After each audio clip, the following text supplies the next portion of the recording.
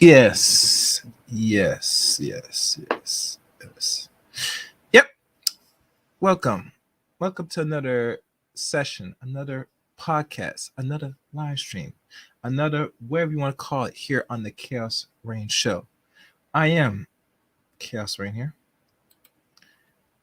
And to all those that will be watching in the present, past, future, what you want to call it, or even going to watch the playback, welcome to my channel. And always, you know the deal, you know the drill. You must hit that red button and you hit the top notification bell for the uploads and live streams here on the Chaos Rain Show. Also, follow me on Twitter at Chaos Rain 7. Add me as a friend on Facebook, Eric Rain on Facebook. And as you know, Facebook is very much different platform. As you know, I don't simulcast on Facebook yet, but it wouldn't hurt for any of those that want to, communicate with me or add me on Facebook. That's free. So just follow me and adds me as a friend on Facebook. I'll surely will hit back the accept button. And I'm just looking around certain things right now. Also, please follow me on the Rumble page as well. I don't know where. If I had the link, if I didn't put it in the description, I will eventually. So, follow me on Rumble. Also, last but not least, join the Discord servers of the Chaos Rain Show. That's in the above about section on this channel, so it's not hard to find the Discord.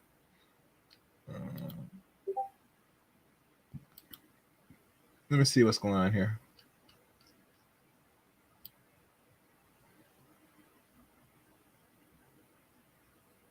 Hold on.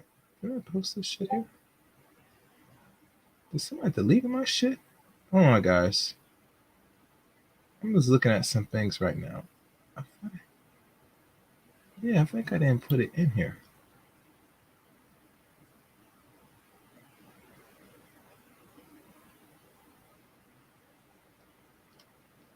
I didn't put it here. Oh, damn it. I did not put it here. Yeah, guys. Discord be off lit. Make sure my Discord is working. Let me just double check. Make sure that junk's working. Delete X. Hold on, guys. I'm just looking at some things. Okay, I did not put it. All right. Let me see if I forgot anything else on here on the docket.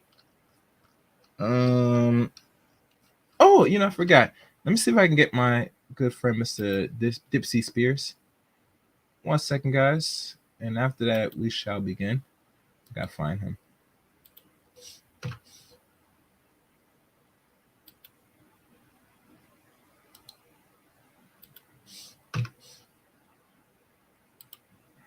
I know it's gonna be some quiet air for a second, but it comes with the territory. So let me find Dipsy.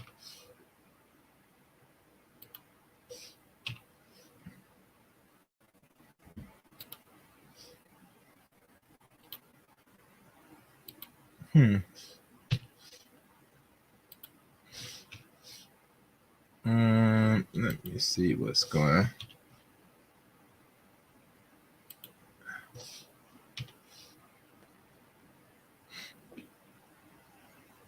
Don't mind me, guys. I'm just going through my setup. I'm sending necessary links. Yeah, that's not a good one. Yeah. Nope.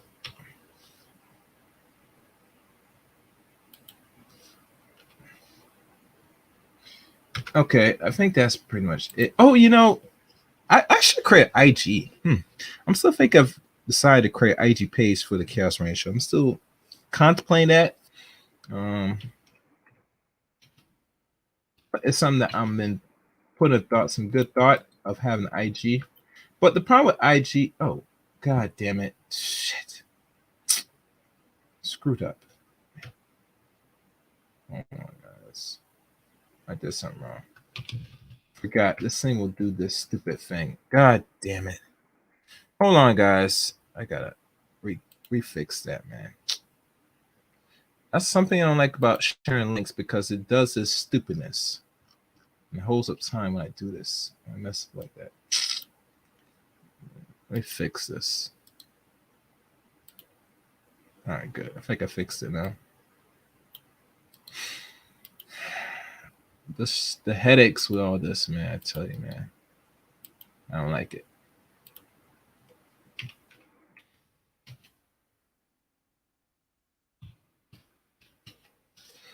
All right, so let me redo this.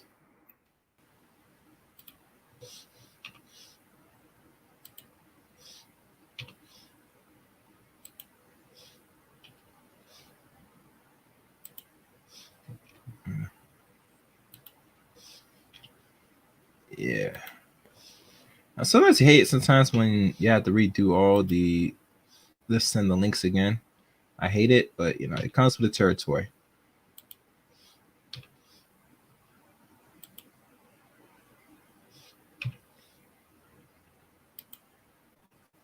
All right, I think our link sent, so it should be good. Send that. Close that. And let me see. There's another one I had to send. And normally I would start the show, but I had to get this up.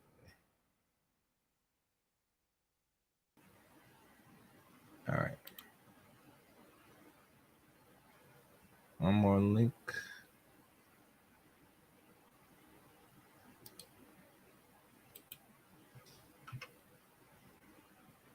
Okay.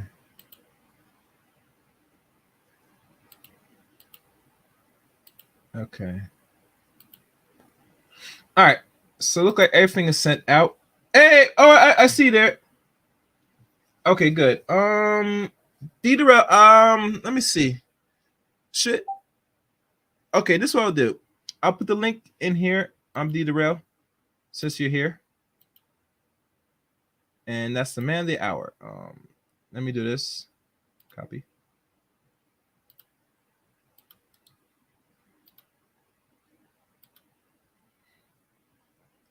Okay. There you go, Deidre. So I put that there for you.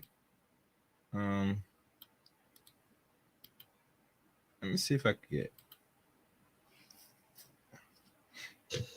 Okay, guys. Looks like my person's here. And should I reach out to Topaz? Yeah, let me see if I can find Topaz. That won't hurt. Let me find Topaz. Let me find one more person.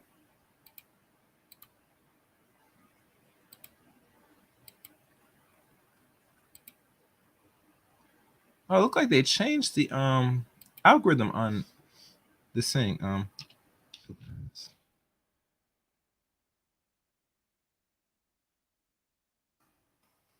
Yeah, I don't see her. Look like she's no longer on here. Oh well. At least I tried. All right, guys. I ain't gonna hold up your time. Let's begin.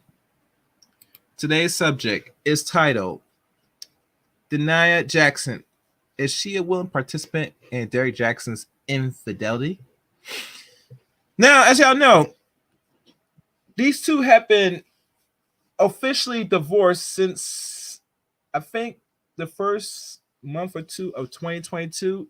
Their divorce really kicked off around 2021. They said it was finalized that year, but normally, you know how things are, depending on how divorce is structured, it can get messy or dirty.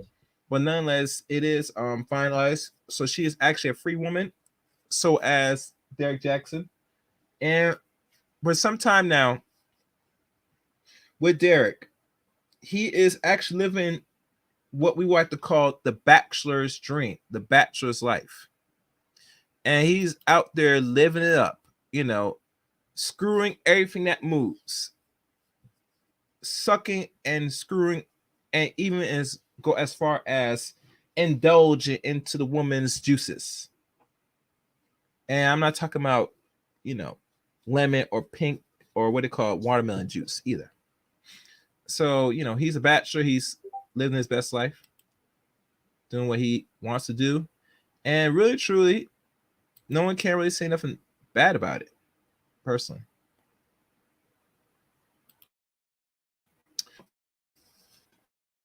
Because they're now moving on, it seemed to me the wife, Derek Jaxn, now speaks for the very first time.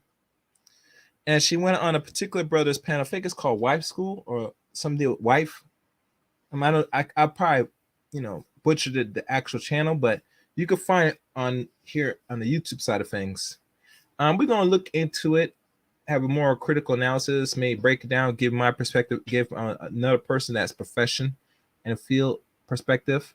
And we're going to have to really look into the real problem that not only she faced as one, but just general most modern women, unfortunately. And we got caught up like it is. It is modernization as we see it. And I have to say, it comes with the territory.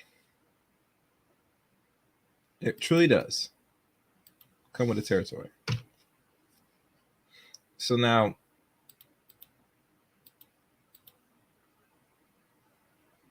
as we go into this video, and I'm trying to do one thing to pull up. All right. And I'm just looking at some things right now.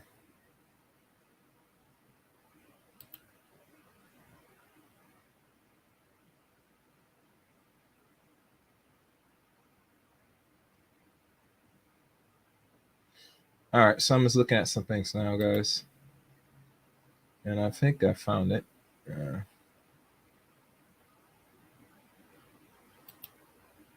All right. So let's pull this up now. And as everybody, and one other thing before I begin the tape, please make sure to like, comment, subscribe to the channel. Also, please, support the channel. The super chat is now present now, or you could support by the Viva Cash App. I'll put in a second. But really truly, this is something to have the really discussion about, because we all know that women volunteer and are participants in whatever situation they are in, but it's much more deeper than it seems, unfortunately. I think with her, with Anaya, I know she truly loves Derek Jaxn, but really, when we talk about the love only goes so far. And I think between the two of them, their relationship is very much, fickle or very questionable, personally. But anyway, no further ado, guys. I ain't gonna hold you our time. Let us begin. And like always, you see the fair use, you see the symbols, you see everything. We about to get this party started. So listen carefully and close. Fair use. And let's begin. Without further ado, welcome to the Dear Future Wifey podcast. My new homie, Derek Jaxn. Hey, what's up? going on? Hey, yes. Derek, you in here now? I am in here. You are on the yellow couch. I am comfortable. I am on the yellow couch. You have treated me well since I've been here. Thank you. So tell me, what made you decide to do this? I mean, there's a lot of people that come and they've been DMing you and trying to get you to come on their platforms. Why have you said no to all of them and yes to the Dear Future Wifey podcast? One, because the Lord didn't give me permission to go on any other platforms. So I have to be obedient to him. And when you reached out to me, it was automatic, like, yes. And so here I am, being obedient to the Lord. But second to that is that I haven't had an opportunity to have a voice or to have my voice heard. It's been drowned out with all of the noise, all of the drama surrounding my life and marriage and all of that. So I appreciate you creating a safe space for me to come and speak about my truth, my life, and allow my voice to be heard so that others can be healed and made whole as I testify. Before we continue, hold on. Wait 1 second, guys. On the podcast. Before we continue, you have to keep in mind when you hear people talk about the Lord, and let's be honest, we have a lot of Christians out here than every other religion. There's not a lot of atheists. There are some Muslims, but most of the religion that rules and dominates the world today and still has is Christianity. So I'm always expected when I see women talk about they had to really consult the Lord before they do anything else. I think it's more than that. I think is, in my opinion, is they found a particular platform that they looked at, liked, and looked at the material and what they do to really be very comfortable to come on to have this conversation.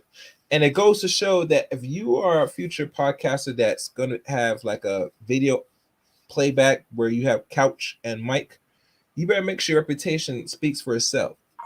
That it creates the environment for ladies like her to really, have the real honest conversation. So let's continue. Fair use, fair use. We have a mantra. We say we keep it lit. We live intentionally and transparently. Yes. Are you going to keep it lit today? Lit all the way. All the way. Turned up. You and I have had some conversations in the pre-interview. We've been getting to know each other for about the last week and a half. Yes. And man, when I tell you, I've been blown away by your transparency, your vulnerability. And social media had this way of trying to make you look like you crazy. Yes. And when I met you, I talked to you, I was like, this girl, not only is she not crazy, she's absolutely brilliant. So wow. What was that? What was that about? Well, it be personally honest, image does matter. You heard from your godfather multiple times that what you present outside or inside the digital world, it's a reflection of you. It is representation of you.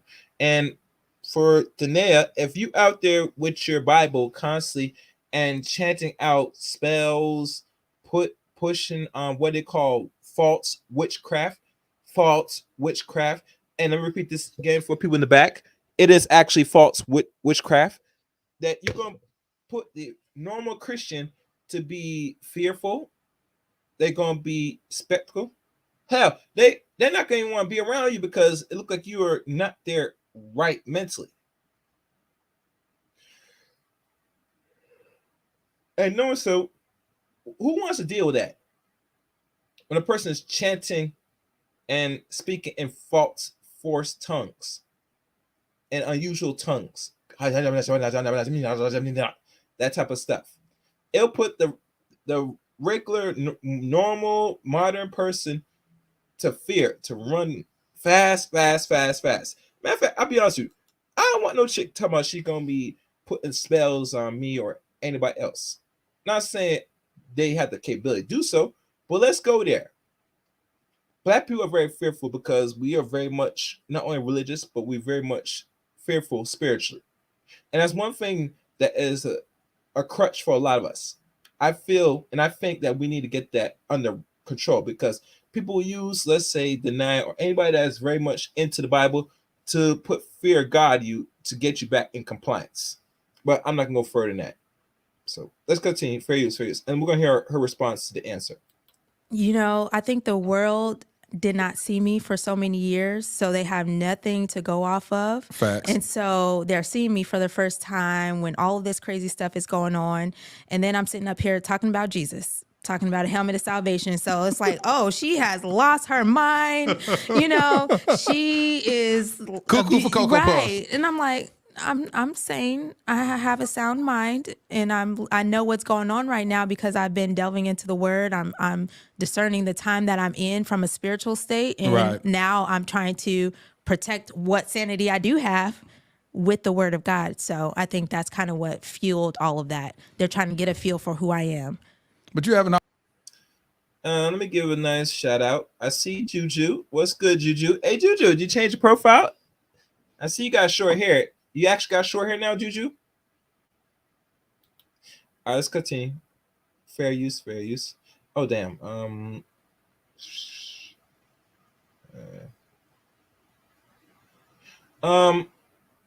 on. All right, I'll do. Let me bring up one person. Kev, you there? Hello. Hey, what's up, Chaos? What's good? Actually, I was waiting for another man to come up. I didn't want to open up just yet.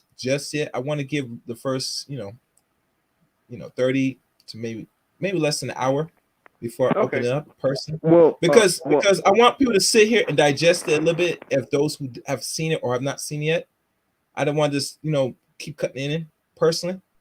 So yeah. let me rock a little bit. Just sit back in the chat room if possible. Is that cool? All right, cool. Yep. All right. Yeah. And let me see. Let me read your chat. Juju. What is Juju? All right, Juju. Let me see. She was very, very foolish. Pick me. Yeah, I mean, that is somewhat the word on the street is about her. She's very much a pick me. Any man that has you in a rotation then decides to marry you in 8 years and still cheat. Yeah. I mean, yeah. She played a very stupid game. Yes. All right, let's continue. Fair use. Always been a Christian. No. Look, No. I want to take an opportunity to get to know you before we talk about what everybody wants to know, because like I said, I want to provide this opportunity for us to get to know you, Yes. Danae, outside of your spouse. Who is Danae? Danae is a girl from Denver, Colorado, born and raised. I have some I think Denver, Colorado is the Midwest. I could be wrong. I know it's not around the Bible Belt. That's just me. Fair use. three brothers and a sister. And while I was introduced to Christianity and actually did have some roots in the church, I had to figure out that on my own. I had to identify with Christ and believing in him on my own. And so when I was younger, I had a belief in Christ, but I felt like I was doing it more so because that's what I was supposed to do. Right. You're supposed to believe in God. You're supposed to do this. And I'm very shy. I'm very reserved and laid back.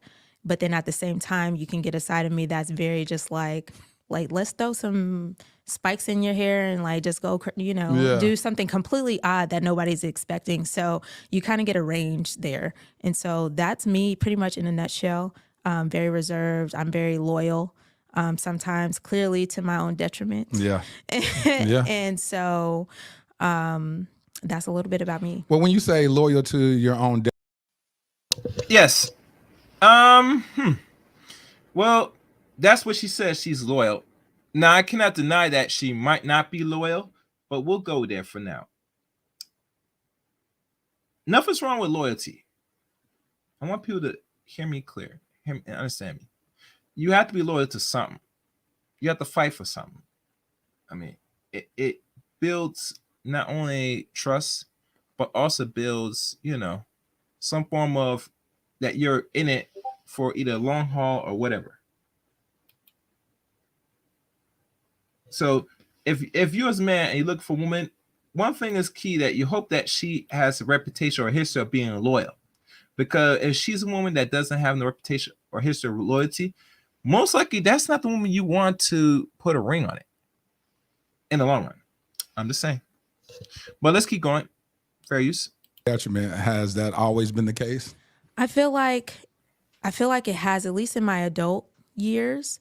Probably not so much as a child, but when I'm looking back on why that is, it stems back to a root of rejection and abandonment that I had. And so as I grew up into my adult life, I definitely would say it was more in that aspect. So when you think about abandonment, what do you go back on when you hear yourself say, when I think about the abandonment that I've come from?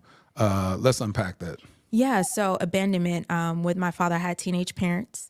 My mom was 16 when she had me. My father was 18. They never really had a relationship per se.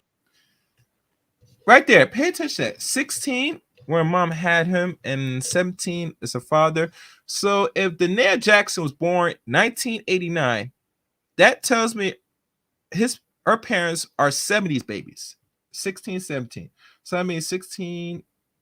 So I mean, one of his parents, I think either her mother and father, I think the mother might be born 88, or could be the father born 88, either or one of them are born either in 19.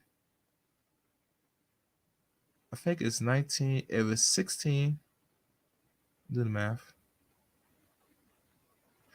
Either 1973 and might be born 1972. So it's in between 72 to 73. Her parents are born. Okay. My math is right because that will make them 16, 17 around 1989. So I think I'm right. But either or, they're young teenagers that were 70s babies that had her. And I'm not sure she is the oldest. Well, let's go that she is the oldest. That means her brother and sisters are a product of the 90s. Let that sink in. Let's keep going. Fair use, fair use. They were just supposed to be playing video games. They were playing with other things. Here you go. Merry Christmas, right? Because my birthday is in December, a couple days before Christmas. So Okay. video games, here I go, the present. And so, there's a little bit of rejection and abandonment there, right? Because I never really had parents that were a couple. Yeah. Right. And then because of that, there was some question about whether or not I was actually my father's or not.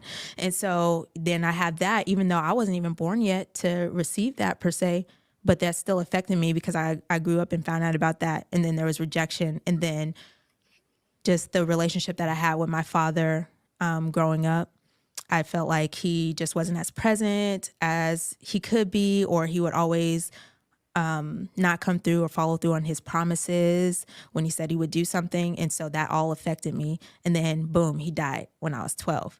And Damn, 12 years old. That means your father was taken out in 2001.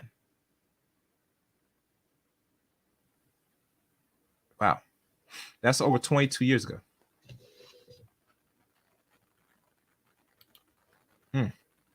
I know that it must have been devastating to know that your father has not put much emphasis in your development in your life up to his death in 2001. It baffles me that, and I'm not sure what really caused his death, but let's say maybe he might be from the streets. Who knows? That you got to keep in mind that like any person that's a product of the 70s fell into what they call the drug crack epidemic of the 80s, roughly. Because I don't know much background of the mother and father or the father per se, but let's say he's one of them dudes that were teenagers of that era. He probably might have been doing some or partake into that. Maybe, I don't know. It's possible. Or, something might happen that he might have lost his life on other means. To lose your father at a very young age, not even turned teenager yet, it really hurts and really causes, a sense of, what I don't know what the word to call it, but it happens with young girls and young boys when their fathers died tragically. It caused something like in their psychology. I don't know what it is, but anyway, I'm not gonna hold that time because I need a professional to come on here and talk about it. But let's continue. Fair use, fair use. so then, I'm just left to try to figure out this thing on my own. And so there's abandonment, there's rejection there. And as I was younger, I used to be like a tomboy per se, right?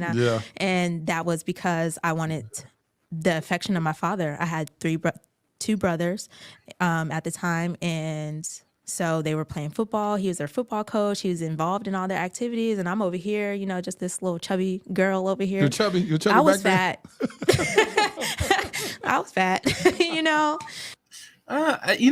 It wouldn't surprise me if she was fat because I remember during the wedding pictures, and I think during that time, I think she said she was pregnant when she got married to Derek, or was it? I don't know. I think so, maybe. That she was pretty big a few years ago, but as you know, she put in the work to slim down, which I gotta give her credit for that. I mean, a lot of women, and Juju, if you're still there, Juju, I'm not sure if you're big, sweetie, but if anything, if you're in your 30s, always try to maintain as slim as possible or maintain a pretty decent, weight if you can. Don't be like a woman out here that's, doesn't have kids in their 30s, and you start piling up the pounds. You want to keep yourself in a good health and good shape as possible. We don't expect perfection, but just good enough. Hope you listen, Juju. Let's continue. Fair use, fair use. Oh, okay. Oh, you're 30. Okay. You just turned 30 last year or this year, Juju? Fair use, fair use. Oh, you're skinny. Did you turn 30 this year or last year, Juju? All right. Oh. And you're short woman, Juju? You short?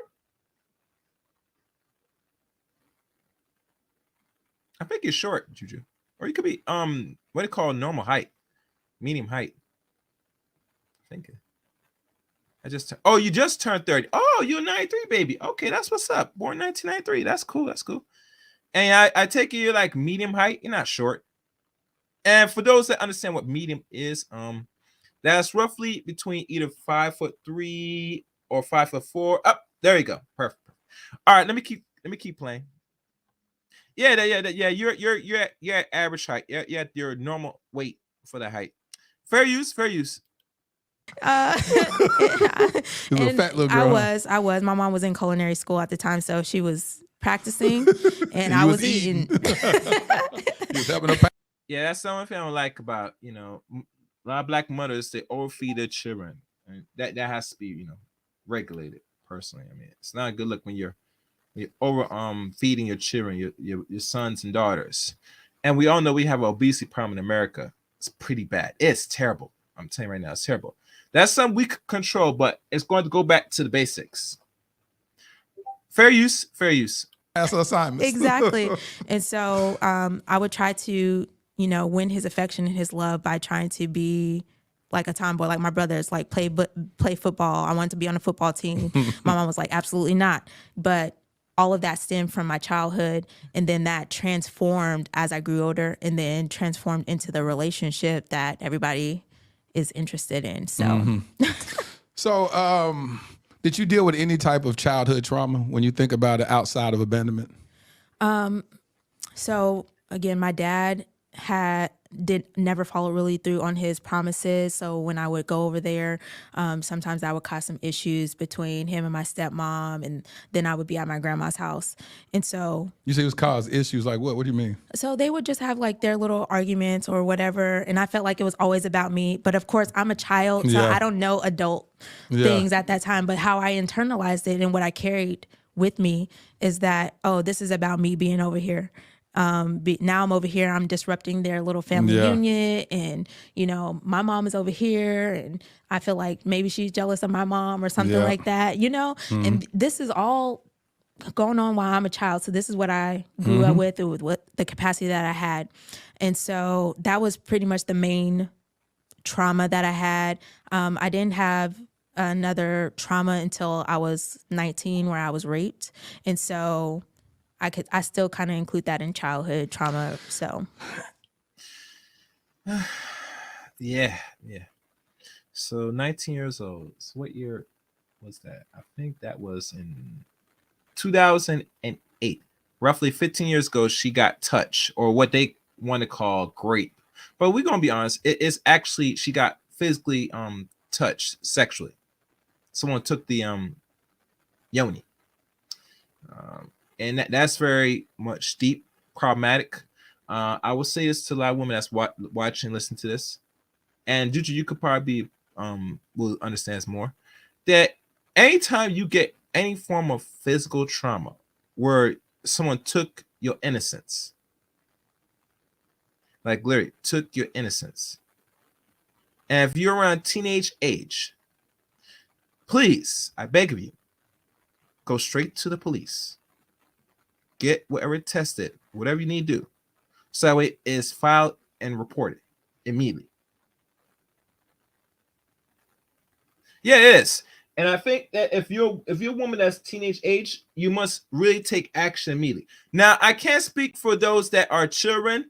If you're under the age of 16, then and this happened to you, most likely what you can't, well, I'm not gonna say. I'll say this: if it does happen, you must tell your parents. That's the only best bet you have. If you're under age 16, you must tell your parents, please. Because let's be honest, if you're a teenager and you're up to 16 and older, you tell your parents, most likely your parents might report it to the police, go to the hospital. They might, but overall, you don't want to really trust that because, as you know, we as a community, we don't deal with touching well, or people getting, or women getting, or men getting, grape, or what the word they want to call it, that R word. Going to take initiative, take the action, because matter of fact, I'll go in more detail. Let me keep playing. Fair use. It's been an interesting thing with this season of the podcast. It's like almost every woman that has sat down on this couch during this season have dealt with sexual trauma, sexual assault, rape. Yes. It was a statistic that I read that was 1 in 5 women have dealt with sexual assault, and then now they said there's probably 1 in 3 or something, like crazy. Absolutely. Yes, it will. Yes, it will.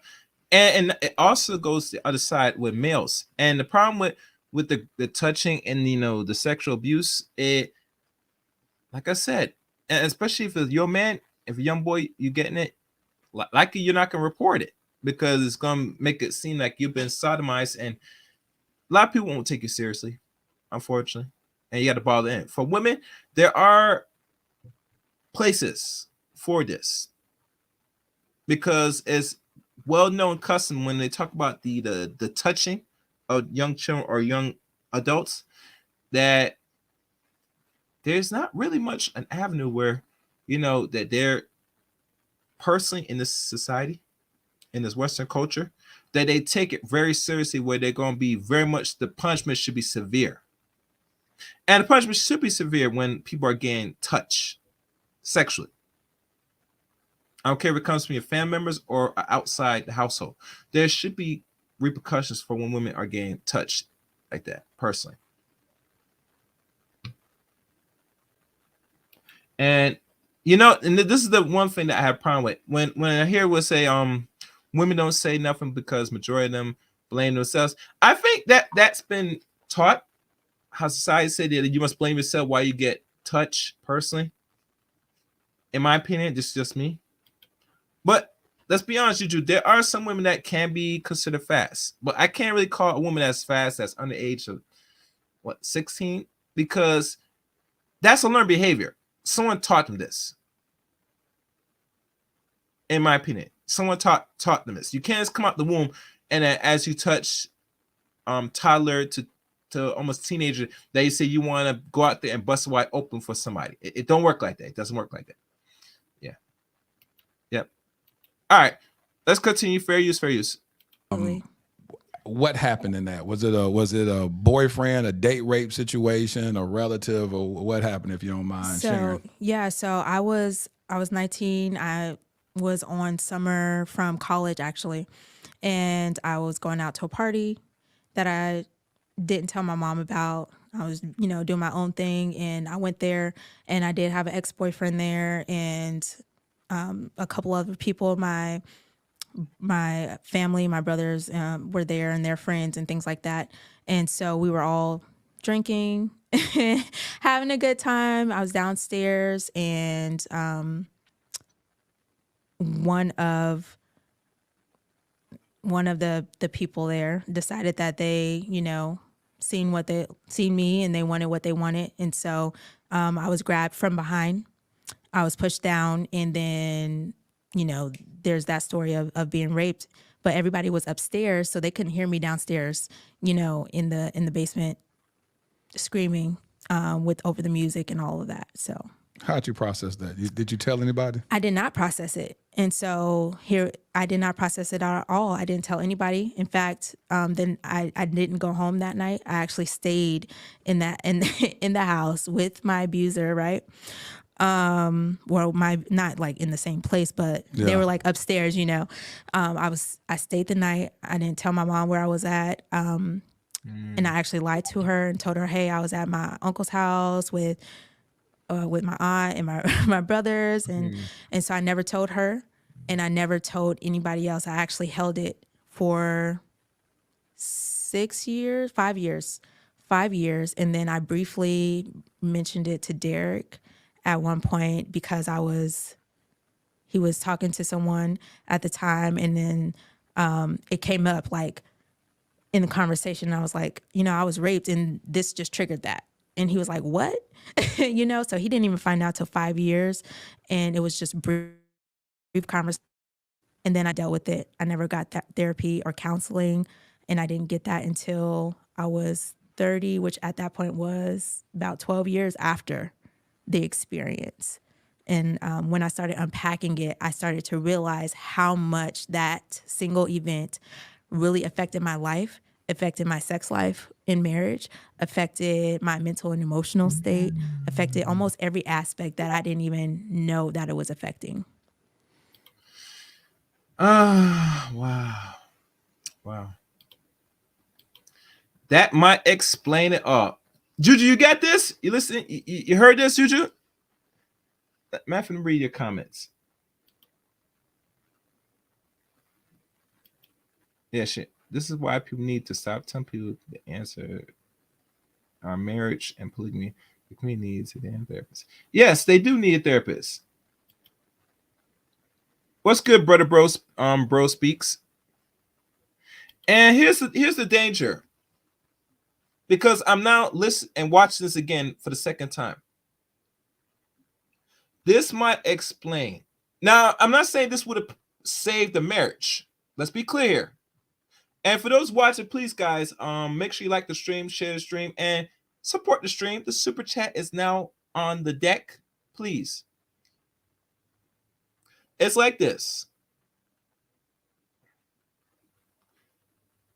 This really will harm and hurt your sex life as a woman when you're trying to move on with life with another man. And let's be honest, did I ever ask this question to a lot of females in my Facebook group? I might have.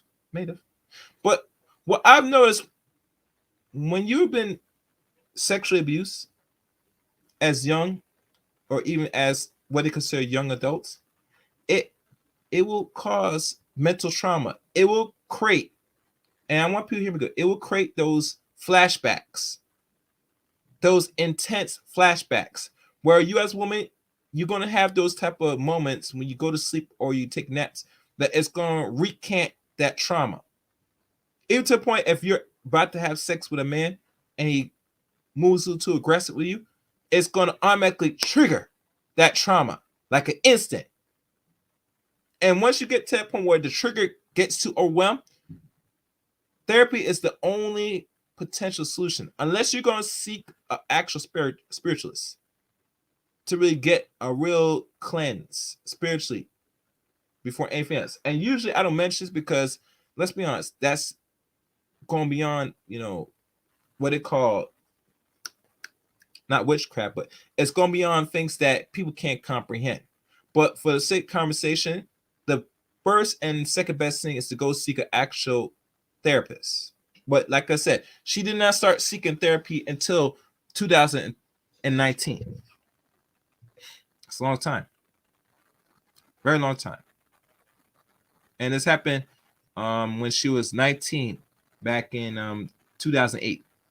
So roughly up to 2008 to 2019, you're actually it's been like almost 11 years. But let me read some of the comments because I see some new people in here.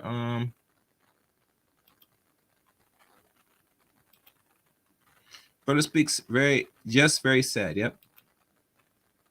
Absolutely. And we have Kevin C. The Derek Jaxn clearly is an attractive woman after Derek Jaxn, but why not fix herself up and the vixen that Derek needed and a wife? It sucks that women improve themselves after divorce. Well, Kevin, if you listen early into the stream, she has actually gone through some things that might have really, and this is some new information, but I wish that Dee was here. This might explain why she moved in a so-called religious zealot way, because she has not been healed spiritually and mentally. Besides the physicality, she's not healed in those first two areas. And once you're not really healed, and that's going to take time, and time is your best friend, you can't go into any relationship with a clear sense of mind, respect, and direction. to really occupy your mate. All right, let's keep. Let me read some more comments. Kevin, doesn't matter. It was failed from the start. Okay. She was competitive with other women before the marriage. Yep. She was part of the rotation. Okay. Wait, there was childhood sexual abuse. Then I need full and detailed therapists to ensure a readiness as white. She was never ready for Derek Jaxn type. And it's more deep than that. It could be me. I ain't catching STs to be with no man. Childhood sexual abuse. All right. All right, let me keep playing. I'm reading more comments. Fair use, fair use. First of all, thank you for sharing that. It's always hard for me to hear that. I'm trying to be present at because I have a daughter. Yes. And one of the things that I was super vigilant about that, because me and her mom wasn't together as my daughter was matriculating through her adolescent years. And I was always like super like, who you dating? Who's this guy? I want to know. Like I was just on edge because I said, I just never wanted my daughter to ever have to experience that, and for me to have to experience that. Yeah. Because I don't know how I would have reacted and responded. It's hard. It's hard when you have girls, and a lot of times it happens with people that you know, Yeah. and that you trust, right? So my abuser is somebody that I know, or knew, and so your guard is automatically let down. It's not something that you can anticipate. So it's like, okay, you're doing the right thing, asking the questions, where you're at, what you're doing. Yeah. But sometimes you have to be like, I don't care who it is, uncle, brother, cousin, grandpa. If you feel uncomfortable at all, I need you to let me know so then we can address it, so. Again, thank you for sharing that. Yeah. So, Yeah. And like I said, guys, I will look periodically in the chat board, see how we doing likes. Looks like we're doing very good with the likes. But like always, we know people are watching from the skies and watching close and dear. So please hit the like button. Likes are free. Sit back, watch, interact with the people in the chat room. It's free, guys. I mean, besides, if you want to donate, please hit the super chat. It will be lovely, to see some colors on here. At times, doing this actual breakdown I'm supposed to have an actual professional come in and do a real analysis on this. I'm just doing my little take on it for now. And it explains a lot what she really is going through in regards to if she was able to really sustain this marriage or even keep this marriage going. So that's that. All right, let me see what else in the chat room. Read out comments. Brother Pro Speaks podcast. Okay, what did she need therapy for? Okay. Broke people will always attract a Derek Jaxn. She didn't tell anyone she got, touched for 10 years and only told Derek during an argument. Yes. She never got over it and only until recent got therapy. Yeah. And I think somebody else wrote in that comment. Hold on. I'm waiting for your comment. All right. Bro speaks. She needs to do it for her and them kids. Yes. And you're right, Juju. She needs to do this not only for herself, but for her children that's around her. Because when a mother's, been traumatized, only thing that's going to happen is you're going to take your traumas, your frustration on your son and daughters. And that's not a good look. I believe she has 2 kids, Juju, not 3. All right, let's keep going, guys. Fair use, fair use. You met your husband at what age, and how'd y'all meet? At 19, we met in business calc class at Tuskegee University. Hold on. So you met him shortly after I did. Shout out to Tuskegee University, the home and the creation of what they call by Booker T. Washington. Very good school. Excellent school. Fair use. Fair use. Experience. I did 3 weeks. 3 weeks. 3 weeks after I met him in class. Yes. Right. And so then we add on another layer, right? I went straight into a relationship. Even though it wasn't like immediately we started dating, but I met him and there was interest there. I went straight into that without even acknowledging, dealing with the rape. I pretended like it never even happened and got myself into a relationship unhealed. So What attracted you to Derek? Wait. What's this? What's this I see? Kevin C., you are the official first super chat on the Chaos Reign show. Welcome, brother. Thank you for the I believe in I think it's in pesos or in Latin currency. Let me do this for you, brother. Since you're my very first, my very first super chat. Let me see. You get this.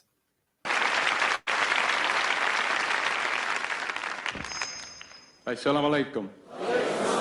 Get your hand out of my pocket! Get your hand out of my pocket, nigga! Get your hands out of my pocket! Let's continue. he's very charming. Let's continue. Fair use, fair use, fair use, fair use. Oh, and let you know that is the video, and I might have more different videos for people that super chat depending on the amount. But thank you, Kevin C. And I'm gonna read your next comment in a second. But let's continue. Fair use, fair use. He's very charming. When you see him, he has a charisma and a presence about him that is just like it sucks you in automatically. And then he's very funny. And so that humor drew me in as well. Of course, he has the looks to go with it. So there's that. So it's a perfect little balance of Yeah, everything. it's a perfect balance of it all. And so when you first saw him, did you just see him as somebody that, oh, I'm interested in him? Where is he pursuing you, or y'all start off as friends and it evolved to something greater? Or Yeah, what? I actually was very quiet. Again, I'm pretty quiet overall and to myself, but he see me in class. I was the quiet girl in class, and he was like, "Hey, are you a model?" I was like, I used to do some modeling, right? Because I had all these pictures of me doing some modeling stuff from high school and all that on my little binder. Yeah. You know, I'm still having this high school mentality with all the pictures on the binder. So I'm like, this is cool. I'm going to put all these picture collage on here, right? And so I had all that on there. And he was like, did you model? And I was like, I used to do some modeling. And he's like, can you tutor me? And I was like, yeah. So you wasn't just a quiet girl, you was a smart girl too? Yes. All right, before I continue, I'm reading your comments in a second, guys. One thing when I look at Danae, she's not a bad looking woman. See, a lot of people in a lot of sectors of YouTube, mostly the black sector or whatever, they have no problem what Danae looks like. It's just, I think the biggest issue is a lot of women are really distant and talking a lot of crap about Danae. And for my reason, and you can back me up, Kevin C, why that might be is, or Juju, or anybody in the chat room, or Brother Bro Speaks, is I think it's some sense of jealousy, in my opinion, while a lot of women were talking cash stuff on Danae. Yes, it was done very well. If you look at Danae, she looks good with or without makeup, personally. Now, besides the big glasses, it gives off the schoolgirl vibe. But overall, when she has no glasses on and she doesn't have the makeup, she looks good. The makeup intensifies what she already is with her good natural looks. It makes her more radiant. Whoever did makeup did a very good job. So now let me read y'all comments. Oh, damn, Derek Jaxn makes so much money off YouTube. She does. And Kevin C writes, it's Honduran. Okay, until currency. Okay, that's cool. Wow, he makes all this money from line. Yes, he does. I look at his views and salary. Yep. Much appreciated. Good, sir. I try to support content creators with financial gifts. Keep up the good rate. Yeah, thank you. She's pretty. Yes, she's very pretty. Attracted more after her divorce. Her makeup was well done. Yes, indeed, Jay Shine. She naturally is cute. She just very young looking. Well, she's 34 years old. I mean, she's in the mid age now, but she keeps herself up well. As you know, it's exercise. She does lift weight. She does the cardio and stuff. If you look at her IG, you see her doing like workouts. I agree, Chaos. Yes. As you know, Juju, the black does not crack if you take care of your black. That's the difference. People say that you're black, that you're not gonna look old. No, that's not true. It depends how you take care of yourself. In regards to drink enough water, make sure your diet is good enough, and you're not doing excessive drugs. The drug thing is the define that will age you. If you're taking drugs, you're going to age. It's just that simple. All right. She can pass for a teenager. Yeah, in some cases. Those women are distant because they don't feel she looks good enough for Jared. Yeah, and let's be honest, Jay Shine, and because you know how it is, bro. A lot of women, they will give the opportunity to really not only get access to Derek, but hope that Derek will blow their back out and lavish them with money and gifts. Because they see this so-called influencer talk so lovely about black women and talk so badly about black men. In a way, it makes their coochie go, ooh, ooh, ooh, ooh, ooh. Anyway, let me stop. I'm gonna read one more comment. Derek is handsome, but he's average looking. Women are just haters. Yeah, they're very much haters.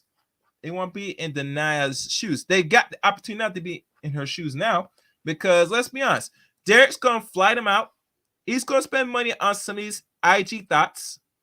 He's gonna be sucking and effing them and blowing their backs out like normal, and he's gonna keep it pushing on to the next one.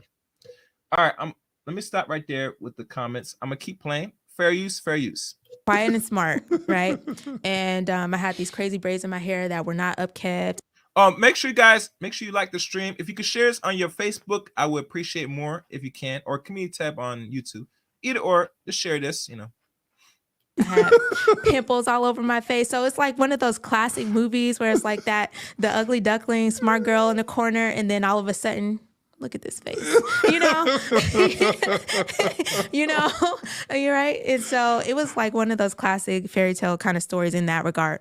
But he asked me to tutor him. We met up in the library, and I'm so awkward.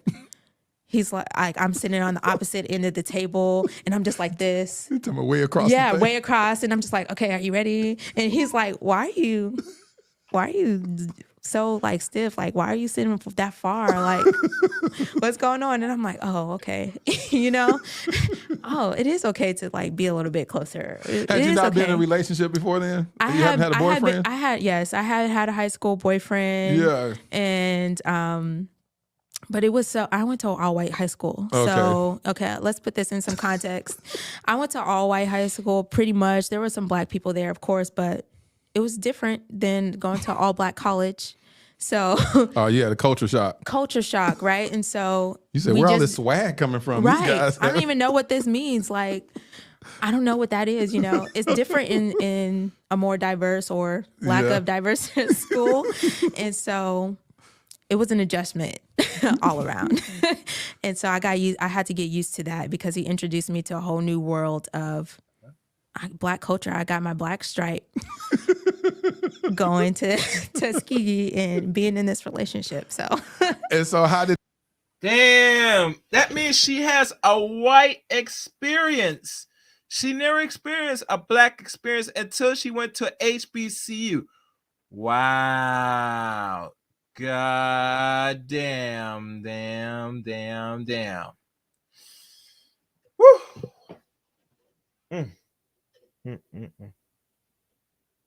It makes me think, why is she so heavily devoted to the Bible? Because the Bible does preach a lot of things. The image of God is white, last time I checked. So it makes sense that she's more receptive to the Bible.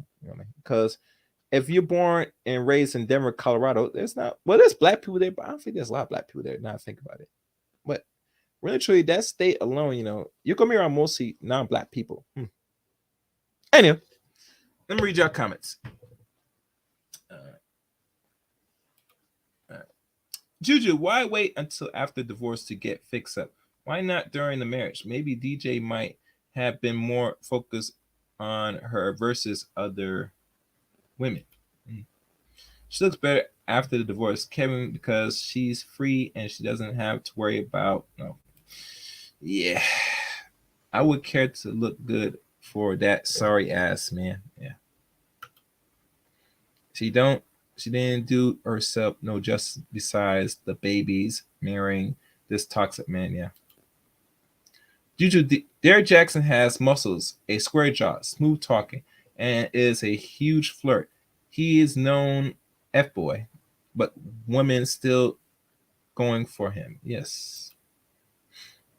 And Kevin C, she wasn't dealing with her traumas, dealing with him. Yep. I love my Bible.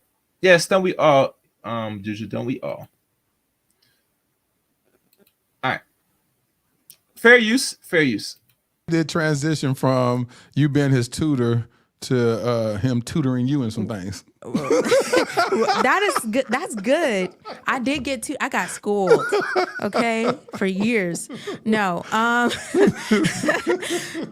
we after the tutoring, we were having conversations nearly daily. Like the first 3 days, it felt like I know him for my whole life. Yeah. And literally, we were on the phone, we're sleeping on the phone, like those first 3 days, having all kinds of conversations. And it was like, oh my gosh, I've known you all my life. This is a fairy tale. I love you. Like, when are we getting married and having kids? Like, it was all were you of that. Thinking this, or were you saying this? All of the y'all were talking about marriage and stuff. Not necessarily marriage, but it was definitely having like kids?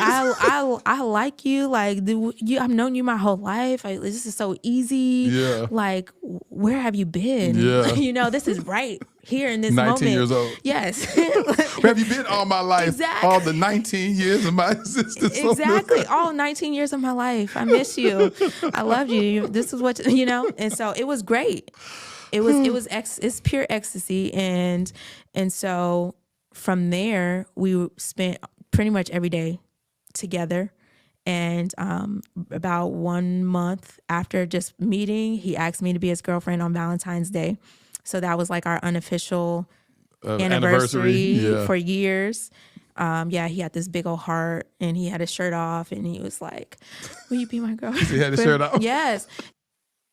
I never understand why dudes want to say, I'm gonna make you my girlfriend on Valentine's Day. A lot of things go down, people, on V-Day. People get married on Valentine's Day. Help people meet for the first time on Valentine's Day. Help people date on the first date on Valentine's Day. You can go as far as they will start creating relationships on Valentine's Day. Valentine's Day is not no joke. It's one of them special days that you have to really assert your love towards the opposite sex. And usually men are mostly initiators of this. You don't see much women assert themselves like that on Valentine's Day. I could be wrong, but from my experience, I don't see that yet. But what do I know? I'm reading y'all comments in a second. But let's keep going. Fair use. He was fine too. I was like, yes, Danae, look at you. Everybody thought you were a nerd, but here you go. That's what I'm about to say. What were people thinking? Here you were, this quiet little nerdy girl that you said that had pimples all over your face, but then you get the doesn't match. You get the sexy. What did he play football? He or did anything? play football. So you got the sexy jock. What was that about? Fire. Like, for me, that's what I was thinking. Like, listen, Danae, you have upgraded. You are coming into it, right? And so, I think there was a lot of hatred overall. Yeah. Most people didn't say a whole lot, but I think there's a lot of hatred about it. And then it's like, it doesn't match because he is more outgoing and personable. And I'm just like, the awkward black girl that went to an all white high school. So there's a balance there. What did he see in you? Because he had to have said that to you before. What did he see in you? Okay. So he said that he liked that I was like smart, and of course he loved my eyes. And I feel like now, like looking back on it, I feel like there was a lot of compliments on like the physical attributes as opposed to more of the mental and emotional attributes that I had. But then again, we were in love after 3 days. So Well, that's normal because let's be honest, ladies. Ladies, listen good. Usually, men always been harping and been pushing and advocating and always express what they want. And usually, the physicality comes first. What you look, do you look good enough before they even consider to really take you seriously or even go as far as holler at you? If you do not look and keep up par, normally a man's not gonna really, I can't say approach it, but they're not gonna really take you seriously if you're not meeting their attractiveness. You know, you always hear that notion, men go for attraction, women go for, what you could do, stability, and all that stuff. It's not gonna change in our lifetime. It's always like this. I think it's another form of human nature, personally. So, like I said, the thing that drew Derek to Denia, is that she is an attractive woman. And as much times you might hear some dudes in the space, they're not going to really say anything that she's not unattractive. Matter of fact, just her alone getting makeup and dolled up like the way she is now, it's going to heighten her attractiveness on the market. Now, will she get a suitable mate? I can't say it. She's going to get a decent dude that's doing what he should be doing, but she's not going to get like another Derek Jaxn. I just don't see that. Any man that's going to take her on, they're going to have to be very much in their Bible. They're going to have to be very spiritualist, scripture based. They're going to have to sit there do Bible studies with every day. She's going to recite the word of God every night, every morning, every afternoon, God willing, when him and her are around each other. So, it's not a good deal. But anyway, fair use, fair use. Oh, before I go fair use, let me read y'all comments. Sorry.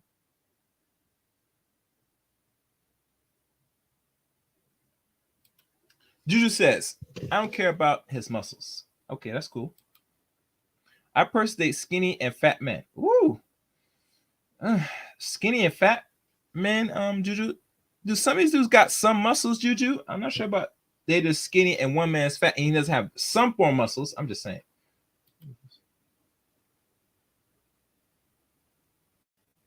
Okay. Let me do this. Let me Kevin, I'm going to let you up to hop. Oh wait. Oh, sorry. Open your mic. Big Kev. Yeah, can you hear me? Yeah. What's on your mind? Yeah, you could express stuff. Go ahead. Yeah, I was about to say, yeah, like I definitely agree with you, Chaos. Yeah, Janega is is an attractive woman, and speak up a little clearer. I want to hear you good, and make sure the mic's clear. Okay, perfect. Hold on. I don't know why I always have these problems. Hold on, let me check something. Yes. Okay, perfect. Yeah, so I should be coming in here clearly.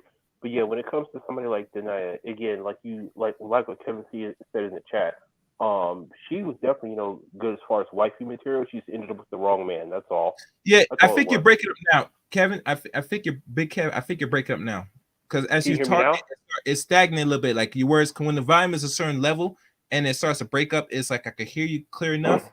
But when I go by the playback, I think it might be an issue. So I'm trying to follow you a little bit. Jump down, jump back in.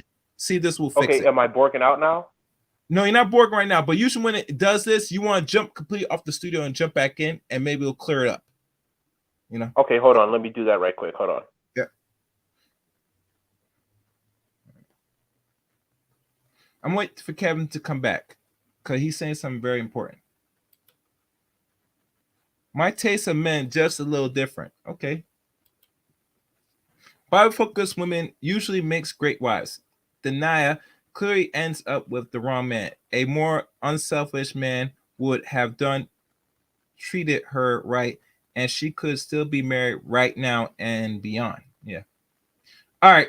So let me bring Kevin back up. Let's see how it sounds now, Kevin. Go ahead. Okay, perfect. Can you hear me now? All right, a little better now. Go ahead, talk, and if anything, we'll make do. Go ahead.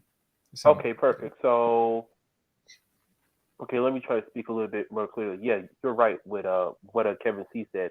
Yeah, like yeah, she was just cool. She just ended up with the wrong guy, and I think because of her personality, I think she was I know this sounds crazy, but I think she's like a disgraced cut queen. You know what I mean? Mm-hmm. Because I think some part of the reason why she stayed with him for so long is because some part of her was actually into that stuff. You know, knowing that he was out, following with random women and coming back to her.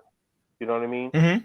But I also think that on top of that, that again, it's like obviously, she was physically attracted to him, but also I think the reason why she hesitated to leave for so long is because she didn't want to because she's more like those like more conservative types. She didn't want to seem like she was breaking up a relationship. You know what I mean?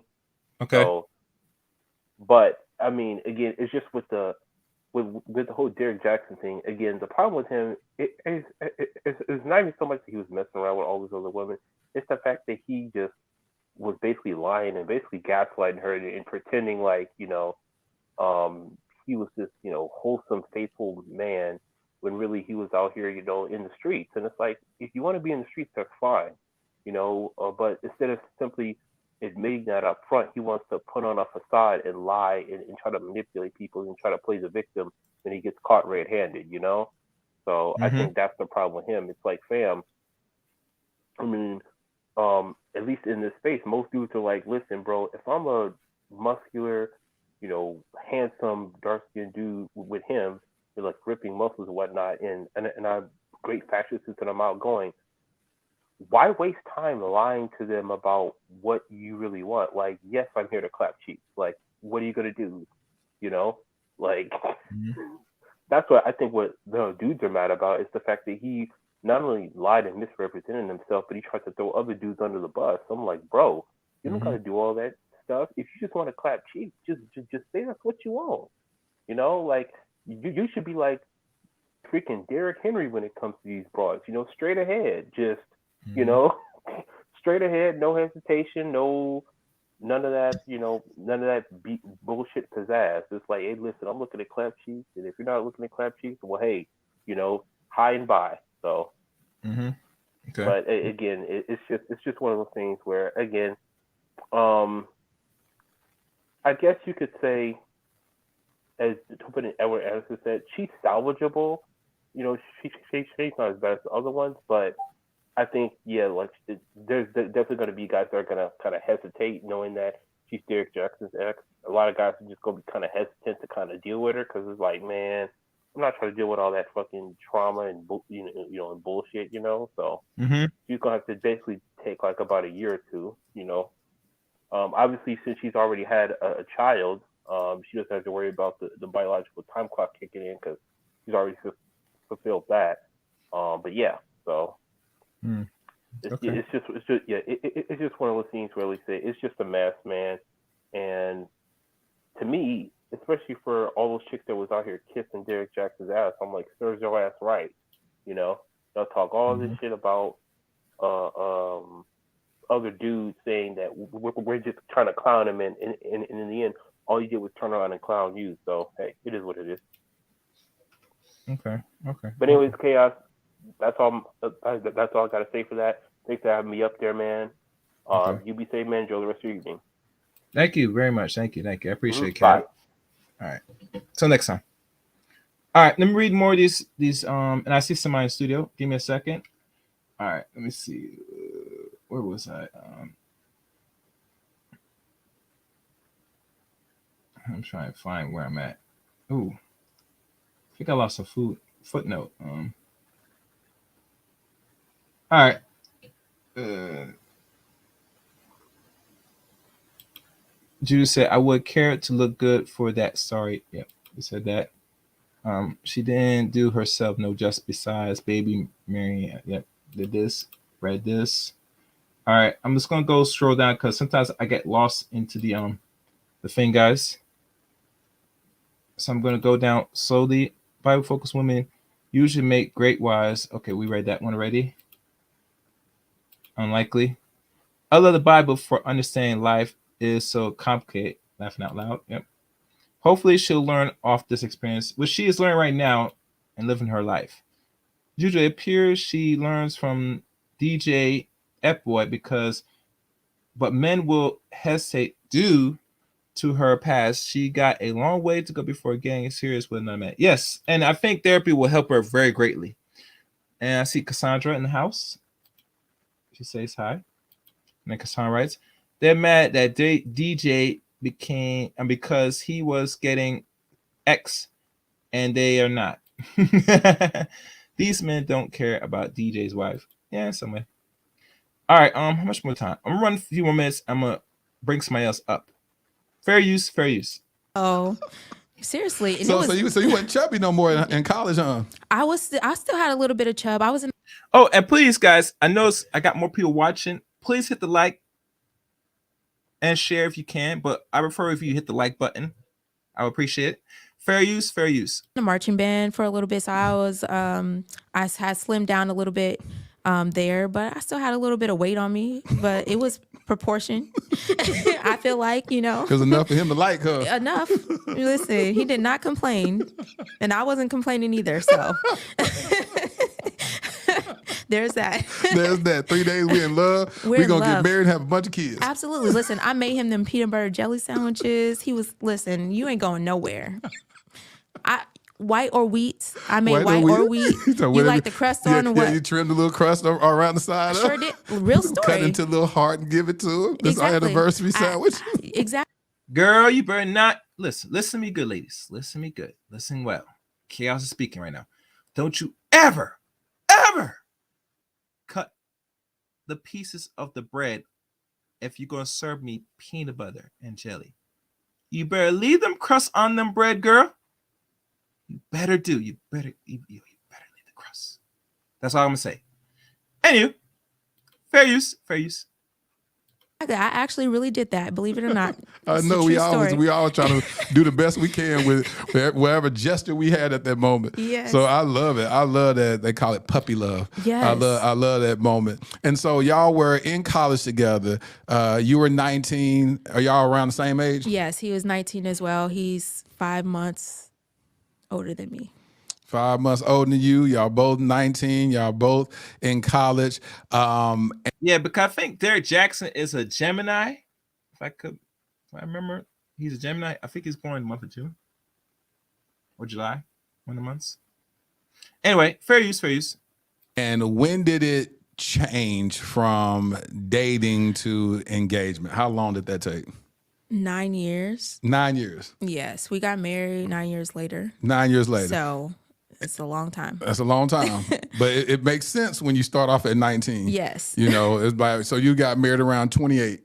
Yes. About 28. Yep, that's how old I was when I got married. So you're 28 years old, and y'all were in a committed relationship. Were there any infidelity or cheating during that 9 years? I can't really say commitment is a big word. So let's tone that down a little bit. Commitment is a big word. Well, we got to tone the word commitment down. We do. Y'all was in a relationship. We got to tone it all the way down. Okay, we're going to tone it down to Danae. What we're going to call it? So we're going to call it a situationship. Y'all was in a situation. Man, get the hell out of here with this situation. Ladies. I'm going to bring you up. Next person up. Ladies, listen to me good. Chaos Rain does not want to hear about you in a situationship. To the words of brothers, when a man hears you talking about you're in a situationship, that tells me you are banging.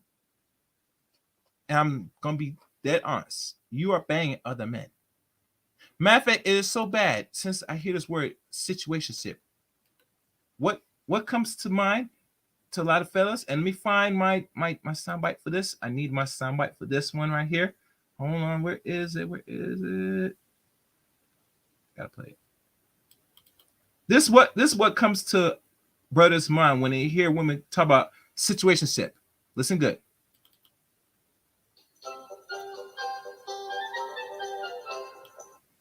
So you tell me, you as a woman, you with this dude, you're having a good and doing all the things, girlfriend, wifey, whatever you want to do is, and all of a sudden, you view you and him situation as a situationship. The only thing that comes to mind to a lot of fellas when you when they ask about your last relationship, and you tell them this is what comes to our heads.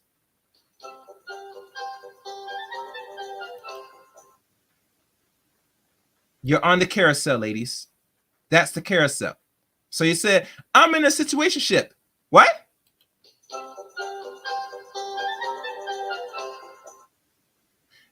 My last relationship was a situationship. What?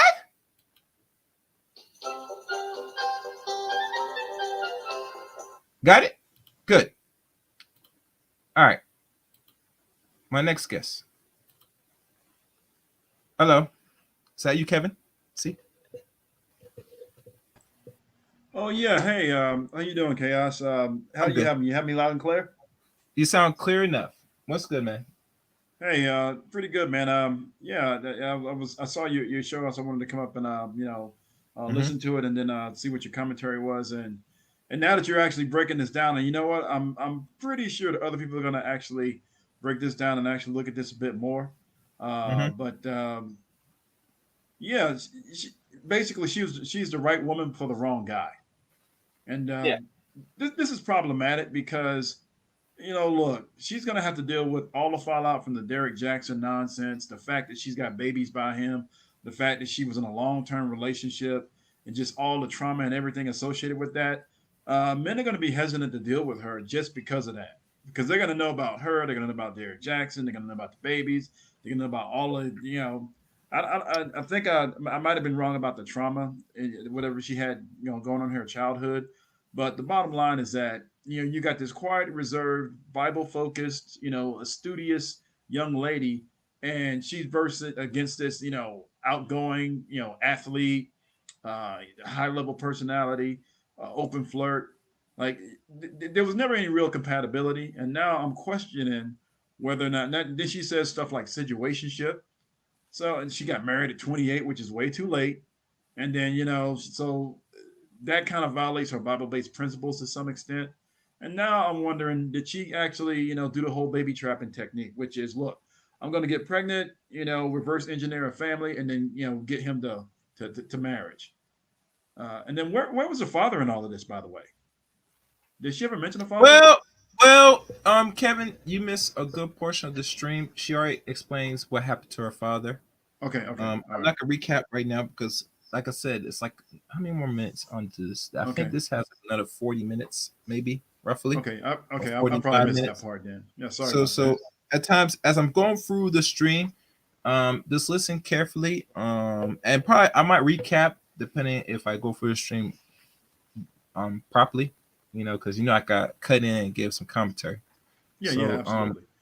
Okay, so well that's probably the main thing I missed then, the situation with her father, because yeah. look, from 19 to 28, that's a long time to be with a guy who's basically a Derek Jaxn type. She saw what he was doing, she saw the attention that he was getting, like, and there was never really any compatibility. Plus, on top of that, he hit her basically the whole time. Hmm. Like a guy like him should have been out front, have her out front.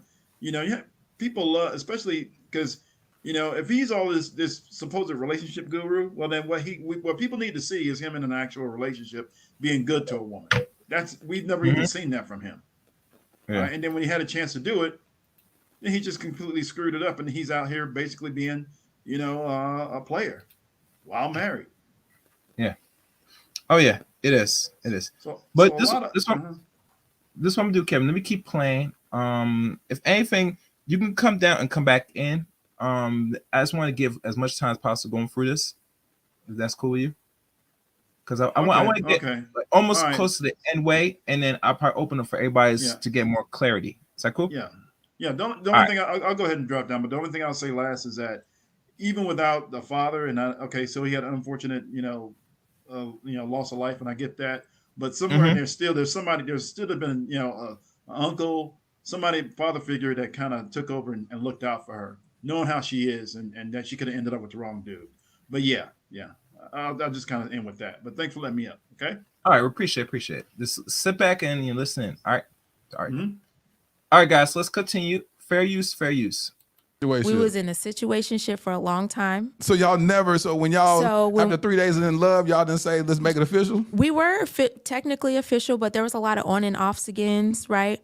In that, so that's why I say when we talk about commitment, we got to tone it all the way down. We got to go back to the elementary level of the word and start at the beginning. Yeah, start at the beginning. And yes, there was commitment at times. At times, but there was a lot of on and off again. Okay, and through college and even after college, lots of on and off. And leading up to our marriage, we were actually off. Right, we were actually off. We were living in North Carolina at the time, 2015, going into 2016, late 2016. We went our separate ways because there was other people involved, and there had already been other people involved even in college, right? And so be specific. Other people, what you mean? Other women. There was. Did you ever have other guys that you were dating? In college there was a guy. Fabian, who I was talking. Say the man's name. You done said the man's name. Fabian, mind his own business. He's watching the Dear Future White podcast. He's not. He is no longer with us, unfortunately. Okay. God rest his soul. Yes, and so in college there was that, but it wasn't necessarily a boyfriend-girlfriend relationship. I actually had used him to I used him to set Derek up because I was tired of him being with all these girls and catching him and going through his phone and watching him do all of his stuff with these girls. And I was like, and I was working with this guy and I was like, listen, I need you to help me to get him back. And I want to set this up. We're going to make it look like we're, this great couple, like I'm cheating over here and all this. So he helped me. He was, he did. And so what you do? So jeez, my God. Perfect. Deidre, come up, man. What's good, Deidre? I can't say nothing about that. What's up, brother? How you doing, man? That's good, man. I have nothing to say. I think she's being very disingenuous about this situation. Yeah. And I do understand that at this point, there are a lot of people that don't like Derek Jaxn, and they are willing to accept her being the victim. Mm-hmm. But as she chronologized this story, one can only criticize the fact that Derek showed who he was and you continued to go back. So you cannot blame Derek for your stupidity. He showed you who he was. He really didn't find you attractive. He didn't find, you never could really please him. He took you for granted. He didn't value you. And he knew that whenever he wanted to come back to you, he knew you would be there and you would not tell him no, regardless if it was on and off again or it was a situationship. No, it was not a situationship. It was, I'm waiting on Derek to commit to me because I don't want to be with nobody else. In light of him pursuing other women who he deemed as being more attractive and who were more exciting. Mm-hmm. And that's the reality. You can and to be honest with you, I don't even know how legit this is. This could have been pre-planned by her and Derek Jaxn for her career. Because remember, when Derek came out with this stuff and he, brought everybody into his household, she created a podcast. They had a podcast. She didn't do YouTube, but she did podcast content. And then a year later, even though they claimed that they were working on it a year ago, then you come out 8 months. You don't just work on something and then a year later you divorce.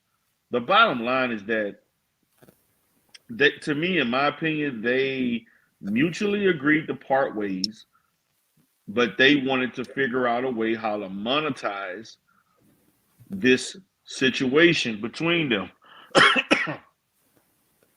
And I think part of their agreement, because it was a very amicable one. Notice she's not now. She's, for a woman that known this man to do what he has done, what she has endured. Nobody told you to go get abortion. Nobody told you to agree to those abortions. You chose to do that. Nobody told you to marry him. You chose to say yes despite his history. He showed you who he was in the premarital state. Usually, when someone acts or functions a certain way in a relationship, in the premarital phases, they're going to engage in the same behaviors if they don't change when they're married. Marriage is not an environment that produces change in behavior. What marriage does encompass the fact that people will continue to act the same way they did prior to marriage, except the consequences are a lot more severe. So no real woman who is really grieving or upset about their divorce in normal circumstances is going to make a spectacle of themselves on social media or in the media unless they're trying to capitalize off of it with a monetized social media presence or a book. No telling how much she was paid to do these interviews. Let's just be honest about this. When they got back together, right? After all the stuff happened and the lady told about, she basically exposed Derek. Okay. Yeah.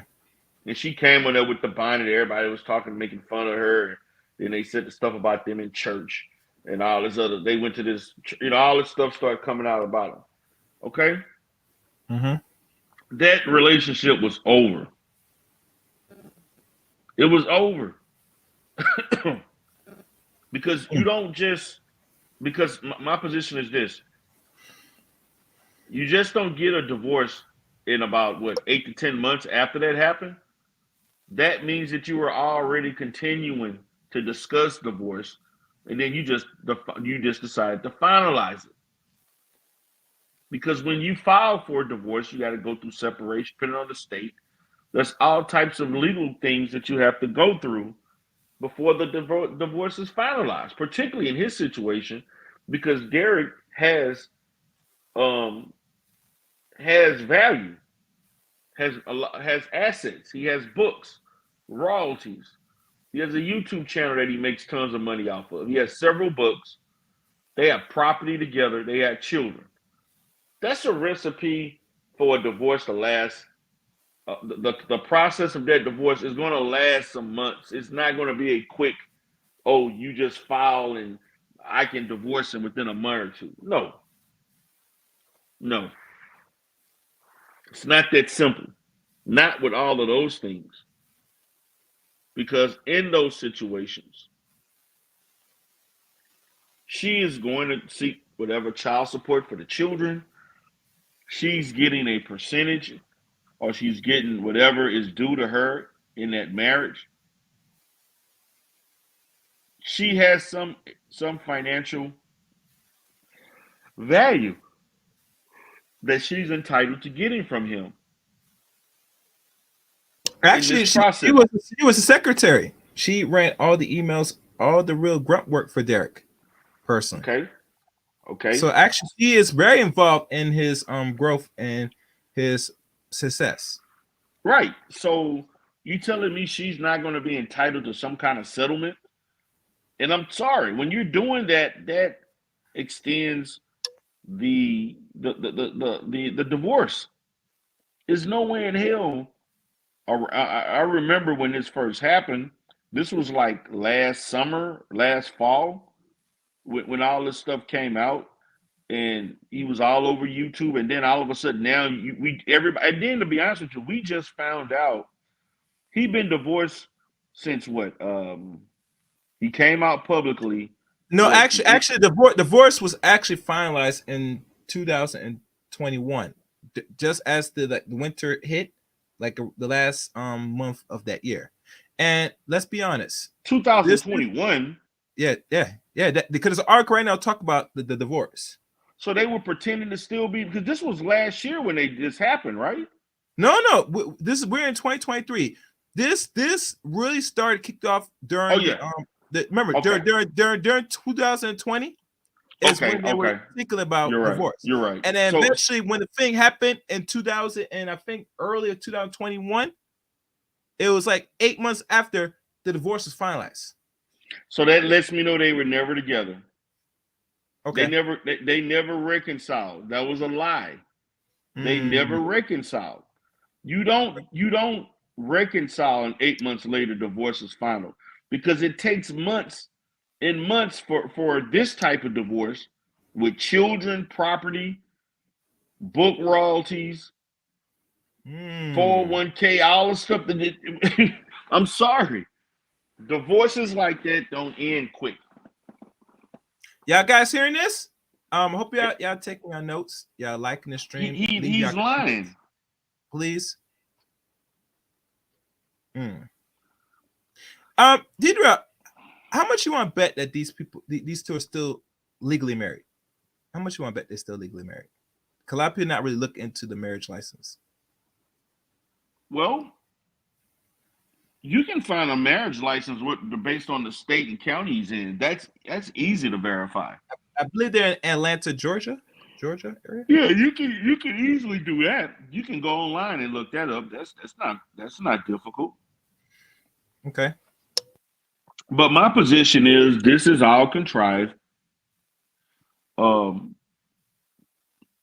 The intent, they have an amicable divorce. They're probably still good friends, co-parent.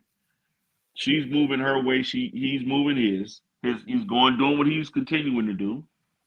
I mean, this woman would look like a fool to be publicly shamed as she has been, and could continue staying with him. Then you start going on social media. You start saying stuff about, I pray that people die. Who the hell pray for ill-gotten things to happen to people? That's witchcraft. That's not godly. Nobody prays for harm of other people. She had so many times. She had opportunities to leave. Derek never wanted this woman. Let's just put it. Listen, man. I see stuff like this all the time in real life, real situations where people stick around because of low self-esteem, low self-worth, and they feel like they have no other opportunities or they couldn't be no value to anyone else. As Derek became more and more popular in the notoriety, she may have tried to, keep her family together. But this man constantly disrespected you and didn't give a shit about what you thought. He didn't care. And he was horrible at hiding it. And then the fact of the matter, she wasn't the only one who got multiple abortions. There other women that got multiple abortions. He's a scumbag. And the thing about it is that if we can't, we'll try use deletions as possible. I don't mind using it, but we got. I'm sorry. I apologize. Yeah, I apologize. Okay. He has engaged in this behavior chronically, serially throughout the whole relationship. She even said that they had these breaks and all this other stuff. She got back with him, then they split again. This unstableness. Who gets married? And this is where this goes to her. Who gets married in unstable relationships? Unstable relationships equal to unstable marriages. She appears to be a person, to me, that seemed like she was sheltered. It seems to me like she has a happy-go-lucky attitude about things. She has poor discernment. And she displayed wishful thinking with no real tangible evidence to support why she should have this, this in-depth thought process that he was going to change. He never showed any evidence of that for a long period of time. Yeah. Okay. All right. And D-Durrell, yeah, before you continue, let me see who this is. Is that you, brother? Bro, speak. Hello. Yeah, that's me. How you doing, Chaos? Oh, good. I want to continue the tape. I'm gonna let you finish. I'm D-Durrell, and I'm going to play a little bit more yeah, of go this. ahead, do your thing, brother. All right. Yeah. All right. We're gonna continue. Fair use, and I'm gonna read y'all guys in the chat room in a second. How'd y'all set it up? So What y'all we had do? the same car. We had the same type of car, which was a Subaru, one of those like type of cars. That's little money growing up. Listen, my uncle is a car guy. Okay. And so he gave me a car because I was a straight A student. Clearly, look at my pimples and my straight A's, right? And so he gave Had a me a little car. Subaru. She was fly on campus. I had a 2000 Subaru Impreza, and it was blue, and we had the same car. His was just like 2 years. You said you and Fabian. Yeah, we had the same car. So I would set up times for us to go race, and we worked together. So clearly, I was at work when I wasn't in class. So there's that. And then I would set up times where like I would be like let's meet up at this place, and I knew Derek would find out about it, and I wanted him to because I wanted him to pay. You want him to be jealous? I wanted him to. Like, I've sat there and watched, literally looked through his phone and watched him have sex with other girls. On the phone. On the phone. Like, I literally watched it. And so. You didn't know that? Wait a minute. Wait a minute. Hold on. Wait, stop, man. Now, I did hear about her knowing and was knowing these things were happening. I missed that part. Now, what lady sits there and watch her man or husband have sex with another woman? All right. Who does that? I'm going to recap.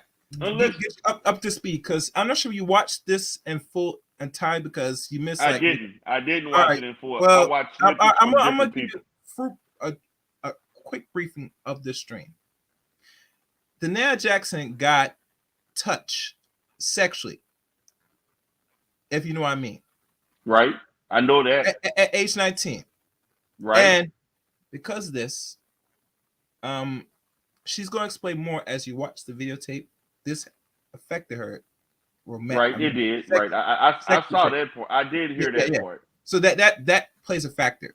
And one thing weirdest thing about all this is, and I wish you were here caught early, because I want to have this real conversation, that how much more of a problematic thing when women get sexually traumatized, right? They're 19 or under the age of 18, right? That it affects them in regards to the relationship side of things with the opposite sex. How much factor it goes into that, D-Durrell? Because a lot. It goes a lot, man. And so when someone goes through that, there's several things, particularly in this generation, over the last 20, 30 years, man. When somebody experiences something like this, it sticks with them for the rest of their life.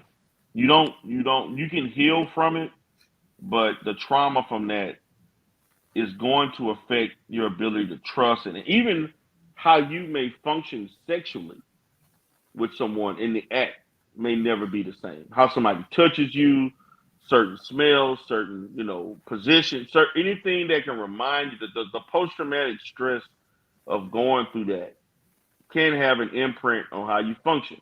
Now, there's some women who go through this and it does not, it's different levels of that per person. It all depends on the individual. They can still live a healthy life sexually and so on, but certain things can trigger them. You have some women that when this happens to them, they can either become ultra conservative and be hypersensitive to things and hyper vigilant towards men as far as them doing something negative to them because of this happening. Then you have women who go through this and they do the direct opposite. They can become promiscuous and they devalue men and devalue their body and sex, and they'll sleep around with anybody.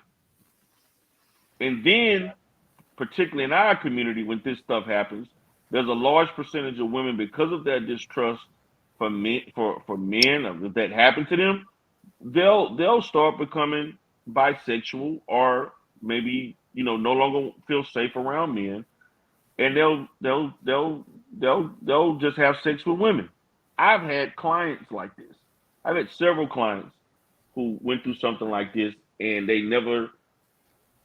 Many of them, what they would do, they would probably sleep with a woman or engage in relationships with women for at least 3 to 5 years, maybe up to 10 or more years, and then they all have their certain level. Then they'll want to go back to men, and they'll use other women as a buffer to have some type of sexual relationship until they're comfortable with having sex with men again. I've seen this happen in the black community with women all the time. I would actually say,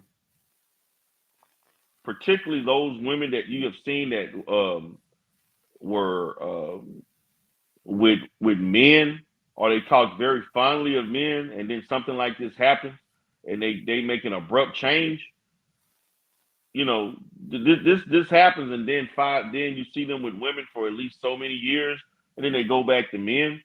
This happens in our community a lot, and so those are some of the scenarios that would occur when somebody has that experience. For her, it seems like to me that experience caused her to be hypersensitive towards um, uh, trusting other men.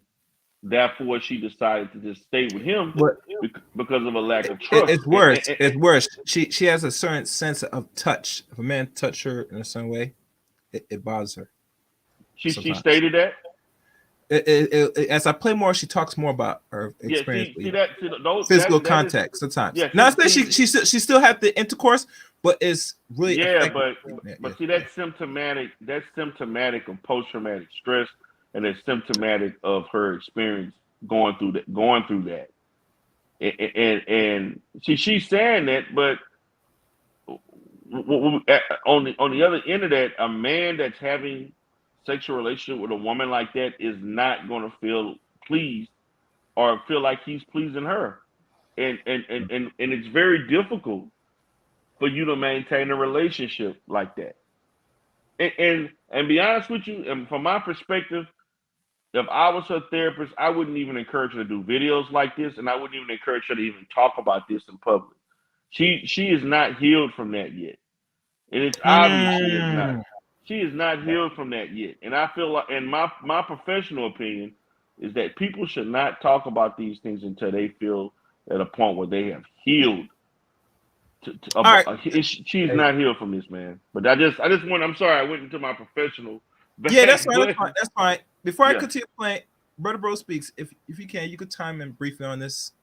It's going as you watch it, guys, for a first, second time. She's going to go more in detail of what she dealt and how she deal with coping. Go ahead, Brother Bro Speaks. Yeah, I was going to say that I knew a friend of mine that had got touched by a man. It was kind of a similar situation that she had, um, and she could not be alone. Like even certain areas we would drive to, she would freak out Right. because especially the area that like that I used to live in, it was right near the area where she got touched, and it would affect her badly, Right. And you know it, and yeah, she had a lot of issues with that, and even to this day, she still has some issues from it. And especially that she went into this relationship 3 weeks after she got touched. Wow. Are you serious? That's what she said. 3 weeks Yep, after she got this touched. is accurate because She this is went when she into finished high school. When she finished high Yeah. school, she was at a party and she didn't want her mom to know. And they were drinking, and some dude she was dealing with, I'm not sure if they're a boyfriend, which I doubt. He just took the thing that night. Yeah. And not only that happened, she literally stayed there. She didn't leave immediately. She stayed there the whole night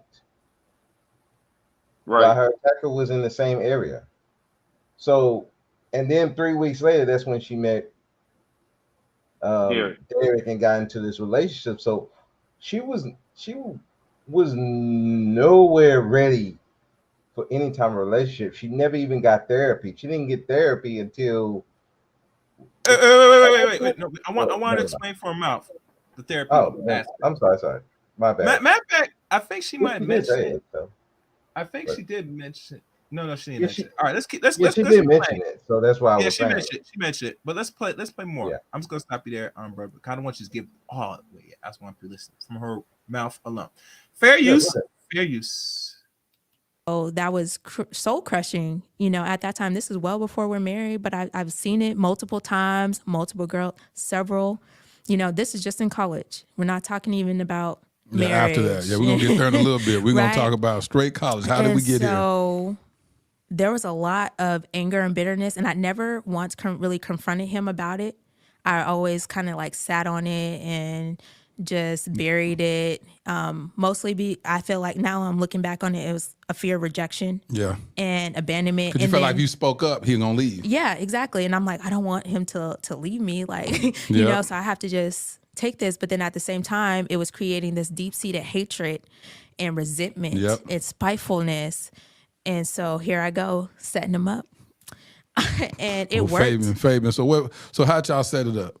So we would be at work conspiring, and there's actually a group of us, all right? We would be at work conspiring, and I'm coming over, like, let me come over to your house, you know, after this, or I'm gonna come out late, or I'm gonna tell him that I'm with all the girls, but we're gonna like link up and do this. So he can I want him to see it. I want him to catch it. I want him to feel everything that I have been feeling with all these women, all these girls that he's been with. I want him to feel all of it. And I'm here for it. And then you what know? happened?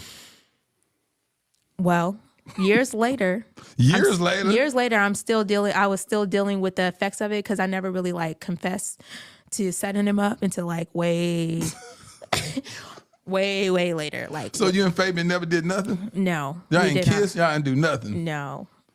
And so you just kept that lingering for years as if y'all really did something. Yes, I wanted Derek to feel all of it.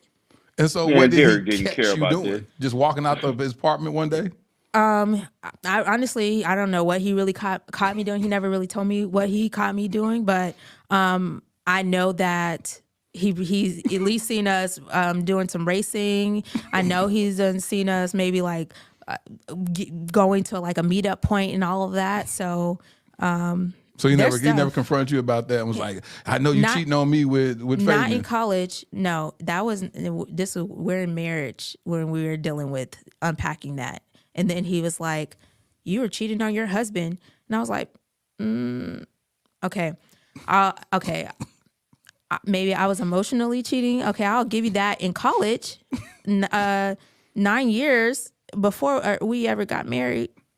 So I didn't cheat on my husband, you know, but it was like, no, you cheated on your husband while we're in marriage. I'm like, no. You can't use that because we weren't married at the time. So Did you have an emotional affair with old Fabian? Did you like him?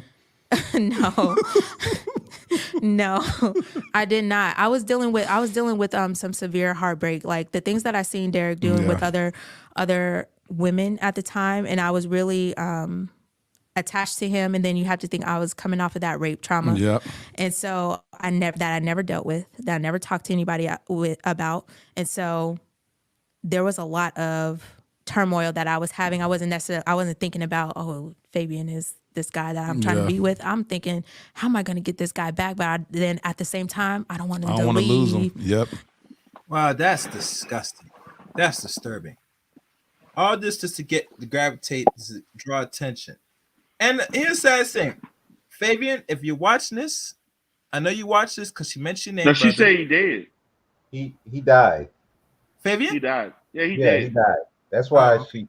he was trying to tell her to stop mentioning his name, but she told her he passed away. So Oh, I did not know that. All right. She well, lying on Fabian. I'm sorry. There's no way this man Fabian did all of this without trying to make a move. Like, she need to stop. That's what I'm thinking. unless Ain't no way, man. Unless he was LBTGQ, Gay.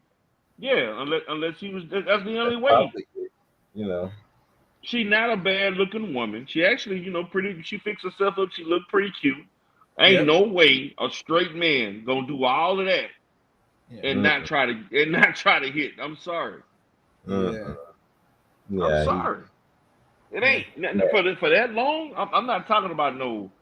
She's talking like they were routinely was doing stuff, going racing, hanging out, meet up spots. What man is gonna do all of that without trying to really, really hit? The thing of it is, sadly, this is not uncommon. No, it's not. But men that do this actually try to hit. They may not get it, but they making some attempts. Yeah, you gotta make sense. Unless he was part of the friend zone.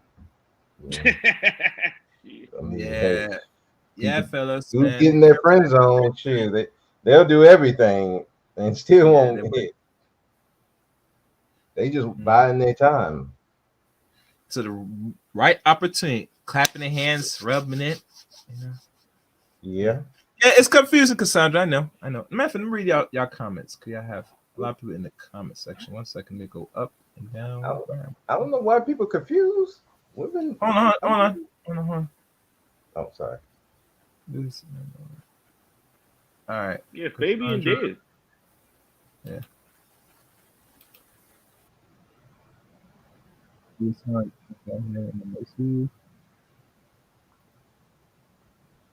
As old as time. Yeah. We got Mel Invest in the house. What's good, Mel Invest? Facts. Yeah. All these men on here bitching about women they also need. We got Prime VA. She isn't a victim. She knew. Yep.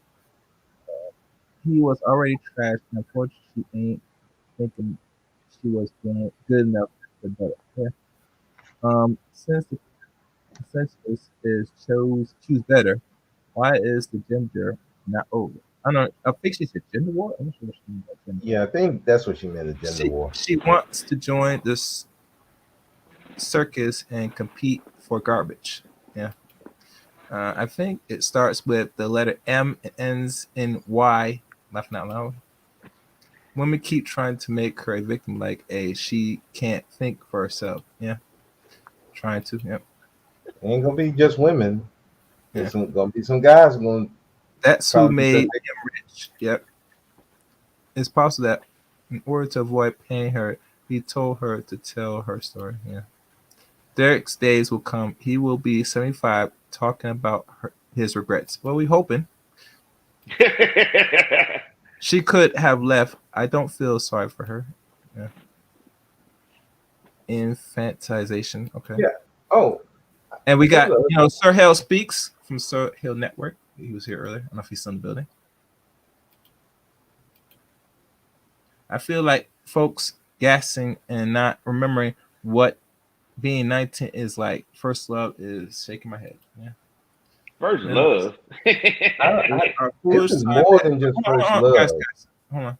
Man, this was codependency, man. This was she was codependent on this man, and it was not reciprocal. That's what she failed to understand. Mentally immature. So imagine 19. Well, they said the brain don't develop till roughly in the late 20s. But let's keep going. Yeah, right. but even though the brain develops in late 20s, you still have the capacity to function. Yeah, you said that. Yeah, I agree with that. I don't really go by the brain. I know why people use that as a scapegoat. The brain. Yeah, that has nothing to do with it. Your cognitive faculties are pretty much almost there by the age of 18, for the most part. The other 7 years or more, when you're mid, like say 23 to 25, that's more from as far as an overall functional level, where things are still not fully, but you're basically 95 to 98 capacity at that point. You're able to think logically, make decisions for yourself, and do things. It's just not at, you just got maybe another 3 to 5%, depending on the person, once you reach that age. That's it. All right. Just like with growth. Yeah, and love, and some people bash her. Yep. And Femi's here. I hope this was a big lesson for her. Yep. Go down. And here, Fabian ain't even here to defend himself. Yeah. Don't worry, the confusion will stop. Let's keep going. Fair use. But you want them to feel the pain, but don't lose them. Right. And it's like, But then you're not even speaking up about what you saw. Exactly, right? So these are all the issues that I brought into the relationship. Lack of And the fact communication. of not speaking up was the same thing that you practiced when you were sexually assaulted. Exactly. So it just carried over, and I didn't realize the power of not speaking about the rape trauma until well after the fact. And I'm like, wow, what did I get myself into? Right? And now I'm practicing toxicity, right? I'm practicing toxic behavior and cycles with holding things in, not talking about it, and then either being passive aggressive or just super aggressive, Yeah. but nothing in between. And then he has no idea what's going on because he doesn't know what I'm freaking out about. And what you done seen, Right. What prompted you to start looking through his phone? I would always get like a feeling, or he would touch me different, right? So after most rape victims are very sensitive to touch. And so any sign of him touching me, any type of any different, I'm like, there has to be somebody else. There has to be, You're right? talking about with a change of a touch. With a change of a touch. There has to be, right? And so I would go snooping around because I'm a snooper. And when you see, Like most women, fair use. you shall find. That is a true biblical verse. So if you don't believe in the word of God, listen, let me tell you, when you seek, you will find. And when you find, you have to know what to do. And what's so bad about it, people will find something, but then they won't do nothing about it. Exactly. Because they weren't prepared to leave. And that was me. You was like, I'm going to find it. I'm going to bust them. And then like, what you going to do? Because you're not going to even tell them that you busted them. I did absolutely nothing. Sit there, cry. And okay, this is how, I'm going to get a little bit serious, right? Okay. I would seek and I would sit in closets and cry, and I would be in there wanting him to find me in the closet crying. And when he would come and find me in the closet crying, then I would say, I'm just crying because I miss my dad. I would blame it on something else. And it would always mostly be about my dad. Like, oh, I'm crying. But it's really because I just sat here and watched you have sex with, or, right? So. No, the name, there ain't no real people name is. I don't want you. Damn. Bro, she ain't playing. She calling the names to the women you busted down. You blow their backs out. This chick you bang. This chick you bang. She ain't playing. She giving out. She doing a tell-all book, man. I guess. No, listen. The tell-all book's probably here. We just don't know until after next month. You get me? The tell-all book is already here. It's already here because think about it. If she's doing these interviews on one platform. Oh, you think it's already written? She just it was already written. Listen. Hold on. Let me say this. Real. Let's keep real. Hold on, let me make ourselves bigger. Let's keep real here, guys. Hold on. Let's keep real. She wrote majority of this man's books. Mind you, Derek don't do no work. All he does is sit in his car. She wrote the damn books? Yes. Oh, well, now, you know she No. I would say this. I'm gonna double down. Let's say I could be wrong. She might not wrote all the books, but let's look at Derek Jaxn as a man and look at him closely. You think this man has the capacity to write his own books? Let's be fair, honest. No, hell no. Well, his I don't know. I'll go in further. So I'm not gonna say he ain't, because I've seen dumber I'll go people in write further. books. I'll go in further, and I'm not gonna stand on this, but I'm gonna stand on this thing. If your wife is a secretary, she minds your email. She prioritizes all the grunt work while you up there doing the videos. You think this man has to? I'm not saying he's dumb, but has the time to really sit down and process and write an actual book. And the books, if I check the length of page book, I say you don't have the time to write all this. You up here doing videos. I don't know, man. I'm not gonna say he ain't, but I get what you're saying. All right. That dude's a dumb jock. That's all he is. Come on. Yeah, that's the problem. I'm dumb jock who he's attractive and he know how to speak the words that women want to hear. That's only good part. But writing a book and stuff like that, no. Somebody helped him write the book. Now maybe it was her, But I refuse Because to believe Danae that. wrote a book. She wrote a book. And she probably have a tell a book right now on Mr. Jackson for the sake of conversation. I'm just saying. Anyway, let's keep going. Fair use. Fair use. Where am I? Don't want people name out here. Okay. So we're just gonna keep on going. We're gonna make fake names up. Okay. We're gonna make fake. We're making all kinds of fake names up. Okay, thank you. Right now. All fake. All fake names. All fake names. Okay. So you'll watch him have sex with Sue. Yeah, and Sue and Jane and Jade and Sheila. That's a fake name, right? I don't know. That's a fake name. That's a fake name. That's not a real person. Seriously though, I would sit. But my thing is this: you know these women's names. That means I would say you're very much accomplice of allowing his infidelity for a good long time. You know these women name. Because how else you know these women name that he screwed? Did you have a conversation with these women? Because let's be honest, when that woman was with Derek on summer day, or wherever, some vacation, right? She all up here talking cash stuff on Miss Jackson. Tell me, I got your man. I'm doing this. I'm traveling. He's flying me out. I'm not sure why women do this. It's very, Yeah, that happened to my mother. Some woman was messing with my dad, and she confronted not once, twice. Hell, even when my mother broke up with my dad, she confronted my mom again at a Luby's. Women do that. I don't know why. I don't know what the point of that is. It's competition. They're sizing up the competition. What competition? But after the fact, my dad left my mom. Again, man, it's the women. It's the competition. They like to compare themselves with other women. Wow. Man, listen, man. Look, you'd be surprised, man. I learned this. I never forget this, man. This had to have been about at least 15 years ago. And it was a lady I was working with, real cool with. And she was talking about her issues.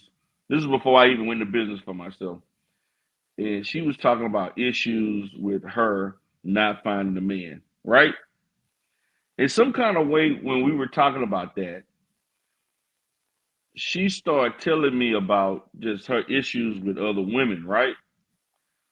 And she was saying how a lot of problems that women have is that they do things to impress other women instead of doing things to try to impress men. And I'm like, huh? I don't know what you mean by that. And she was like, a lot of women dress for other women. They don't dress to attract men. They do that to compete with other women, and so that other women can want to envy where they shape, what they dress, what they have.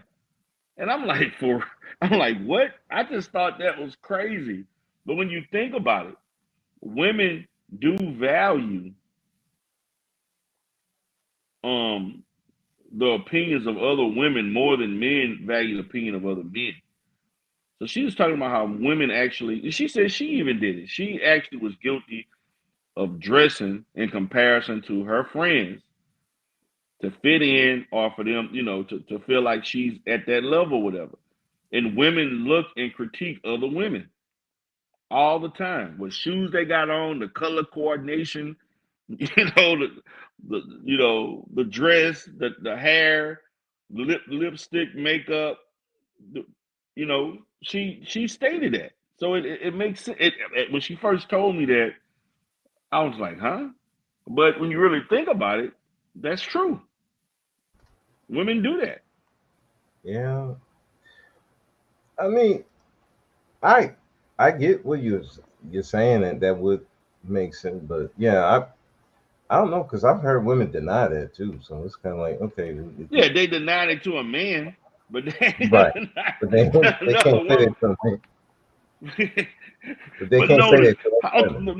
let me ask you this, brother. How many times have you ever been with either around a cousin, even your own family members, cousin, friends, or even a chick you was dating, and another woman looked a certain way, and they made a comment about it? Oh yeah. Dude, shit, Exactly. With my ex-wife, that was the game. We would comment on everybody's look, exactly. all women look. We was like, that's what I'm saying. Women dress for other women. She stated they do this for other women, to impress other women, not for men. Which to me is backwards thinking, but I get it, because that's the reason. See, that whole perspective is why Kevin Samuel's show was popular, because women like. I'm not going to go against, because I'm just say Kevin presents himself in a certain way that make women comfortable with wanting him to rate me. Women rate each other all the time. That's part of female culture. Now that I believe, I've seen that a lot. I've had women coworkers. Hey, see how she looking? What's wrong with her? Why she came up like hey, look, exactly. So when you getting rated, when you getting rated, that man, don't you know that, man, the power of a compliment, man, especially if you are a decent man, the power of a compliment can go a long way to a woman who ain't getting it. Yeah, you know what? Well, matter of fact, you should know. Man. Okay, let me ask you this question, because I worked in prison. You work in a prison. Mm-hmm. Man, you know how many situations have happened with female guards and male prisoners on account of the prisoner just saying, "I like the way you look today," or "You smell good today," or "I noticed this little thing about the hair color," and she been waiting on her husband to say this, but the inmate noticed it. Do you know how far that can go?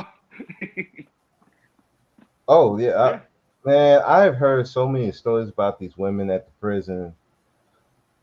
It blew my mind. I mean, me and one of my roommates and a couple of my supervisors, and they just got talking. Man, the stuff I heard, what these women will do to get to supervisors, get certain positions. Yeah, it blew dealing with other officers, their husband there. Yeah, Dealing with inmates with the husband right there. I'm like, whoa. I was like, man, I would not date nobody no officers. I wouldn't do it. Man, I know several women who got fired for having sex with the inmate. Oh, yeah. One of my supervisors actually saw an officer was having sex with the inmate. Saw it. The only reason why they didn't catch him in the act was because they didn't catch him while in the act, because the person with the key wouldn't let him in fast enough. So that was the lookout guy. Mm-hmm. Man, I just like, man, it's great. But that what happened, and it all starts with these dudes will compliment them because they not, like you said, they not getting it at home. The other officers, it's kind of the other officers. Some look great, but some of them, ain't got the best bodies. So getting a compliment from some of them ain't worth nothing. And to an inmate, any woman look good. It don't matter how you look. Oh, man, I'll tell you this one story real quick. This inmate had a picture of this woman. She literally looked like Jabba the Hutt. And then we're gonna continue the tape. And bro, speak. I continue the tape, so keep it short. I'm sorry. All right. Let me keep continuing. Phrase. Like Jabba the there and watch that, especially in college. I would literally sit in closets, or I would sit on the side of the dresser and be crying, and I would be there, and I would stay there in that space until he came back, where like from wherever he was, and he could find me, and then he can console me. But he didn't really know he was consoling me about his indiscretion as opposed to the lie that I told him. Right. And so all of that is toxic behavior. And I had to go back and really deal with that later on once I started to realize that, hey, Janae, you are not well. You are not okay. And really deal with why I was doing that and unpack it. So. And so on again, off again, situationship, commitment, lack thereof, 9 years, you go through this. And you said right before y'all got married or got engaged, y'all wasn't even together. Please help me understand that. Yeah, so before we moved to Atlanta, we were off. We got off because he was dealing with some girls and things like that, and it was a issue. And at that point, I was very like hostile and all that towards him. Just like, I'm not gonna deal with this, and you're F-boy and all these things, right? I had some different kind of choice words and language at that time, and then the Lord saved my mouth. Thank God for deliverance. I think a lot of people give you a pass on whatever word you decide to use back then. But no, at that time I had asked him, I was like, do you believe the things that you're saying, right? Because this is at the beginning of his career really like taking off. And I'm like, do you believe the things that you're saying? And it really caused a rift. And so we were off. And so that time that we were off, we were still messing because around. You questioned whether or not he believed that which he was sharing with the masses on avoiding F-boys and that type of stuff. Y'all fell out because you asked him if he truly believed what he was saying? I asked him that, yes. It was a big thing, and we did fall out, along with the fact that there was actually other girls at the time. And so it was just all too much. And so we end up ending that, and then we both end up moving to Atlanta, right? From there. How y'all keep moving to the same place? Soul tie. Listen, people underestimate the power of a soul tie. Yep. And it's a soul tie. And I had no idea what that was at the time, and neither did he, right? And so it was like, who would move there first? Did you find yourself following after him? Or no. So we had actually planned to move there prior to, because we were living in Raleigh, North Carolina at the time. We had already planned to move there, but there was so much. I had caught him with some other girls. The girl actually reached out to me, sent me their conversations and their pictures and all this stuff, and I was freaking out on him. And then we were like, okay, this has to end.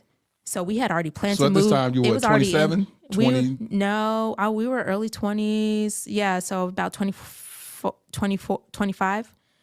All right, so y'all lived in Raleigh around that time, moved to Atlanta. Yeah, we moved to Atlanta, and we had already had that in the works. I had already transferred jobs. We just hadn't made the move yet. So it was just, y'all gonna move together at first. Right. Even though y'all not in a committed, we're gonna use that word loosely again. Were y'all in the we were in technically a committed relationship when we were in Raleigh, North Carolina, living together. When y'all was making a plan to move together. Right, when we were making a plan to move together, we were moving together like as a unit. As a couple. But we ended up falling out before then. And so while the plans were still on to move, I had already transferred jobs. He already had whatever he had going on. And so made the move. My mom came down and she helped me drive down to Atlanta. I had my own little space. Anyway, we were still engaging sexually, even though we were off, right? And so it was in this time where there was a lineup of us. We was passing each other on the stairway in and out. No, y'all wasn't. No, y'all was not passing you think this is a game. You were not passing each other on the stairway. No, y'all wasn't. We were passing each other on the stairway. Like, this is my shift from this time to this time.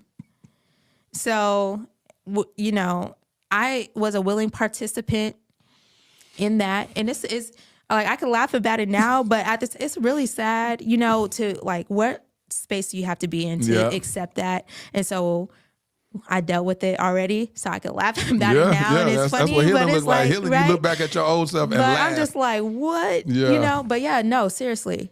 It was, I'm coming over at this time. I know such and such is going to be rolling through about, an hour and a half later. Yeah. And sometimes we went a little bit longer. So literally passing each other on the stairs, like out the door. All right, have fun, your shift, Yeah. Man, that's some dirty shit. Dirty Listen. I'm not sure what's the fascination of a lot of black folks to go to Atlanta, Georgia. If you're a black woman and you're in Atlanta, especially, you're asking yourself to be I don't know how to say this, to be passed along. Or you're gonna be a female cook. Yeah. Yeah. Going from shifts upstairs, downstairs. What? Jeez. Yeah, you know, it's weird. And now that I think about it, we got a lot more female cooks than people realize out here.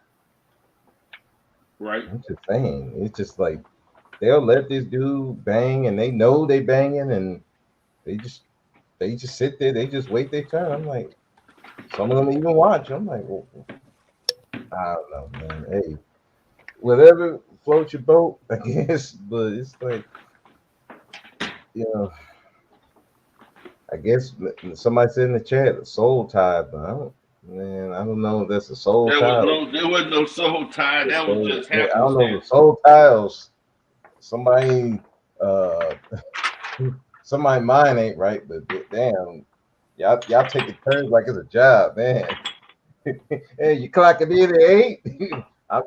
I'll be there at 9:30. Don't take too long. Oh. That's crazy, man. That shit crazy. Let me go through some of the chat room, my conversations. The answer. Hold on, let me fix this.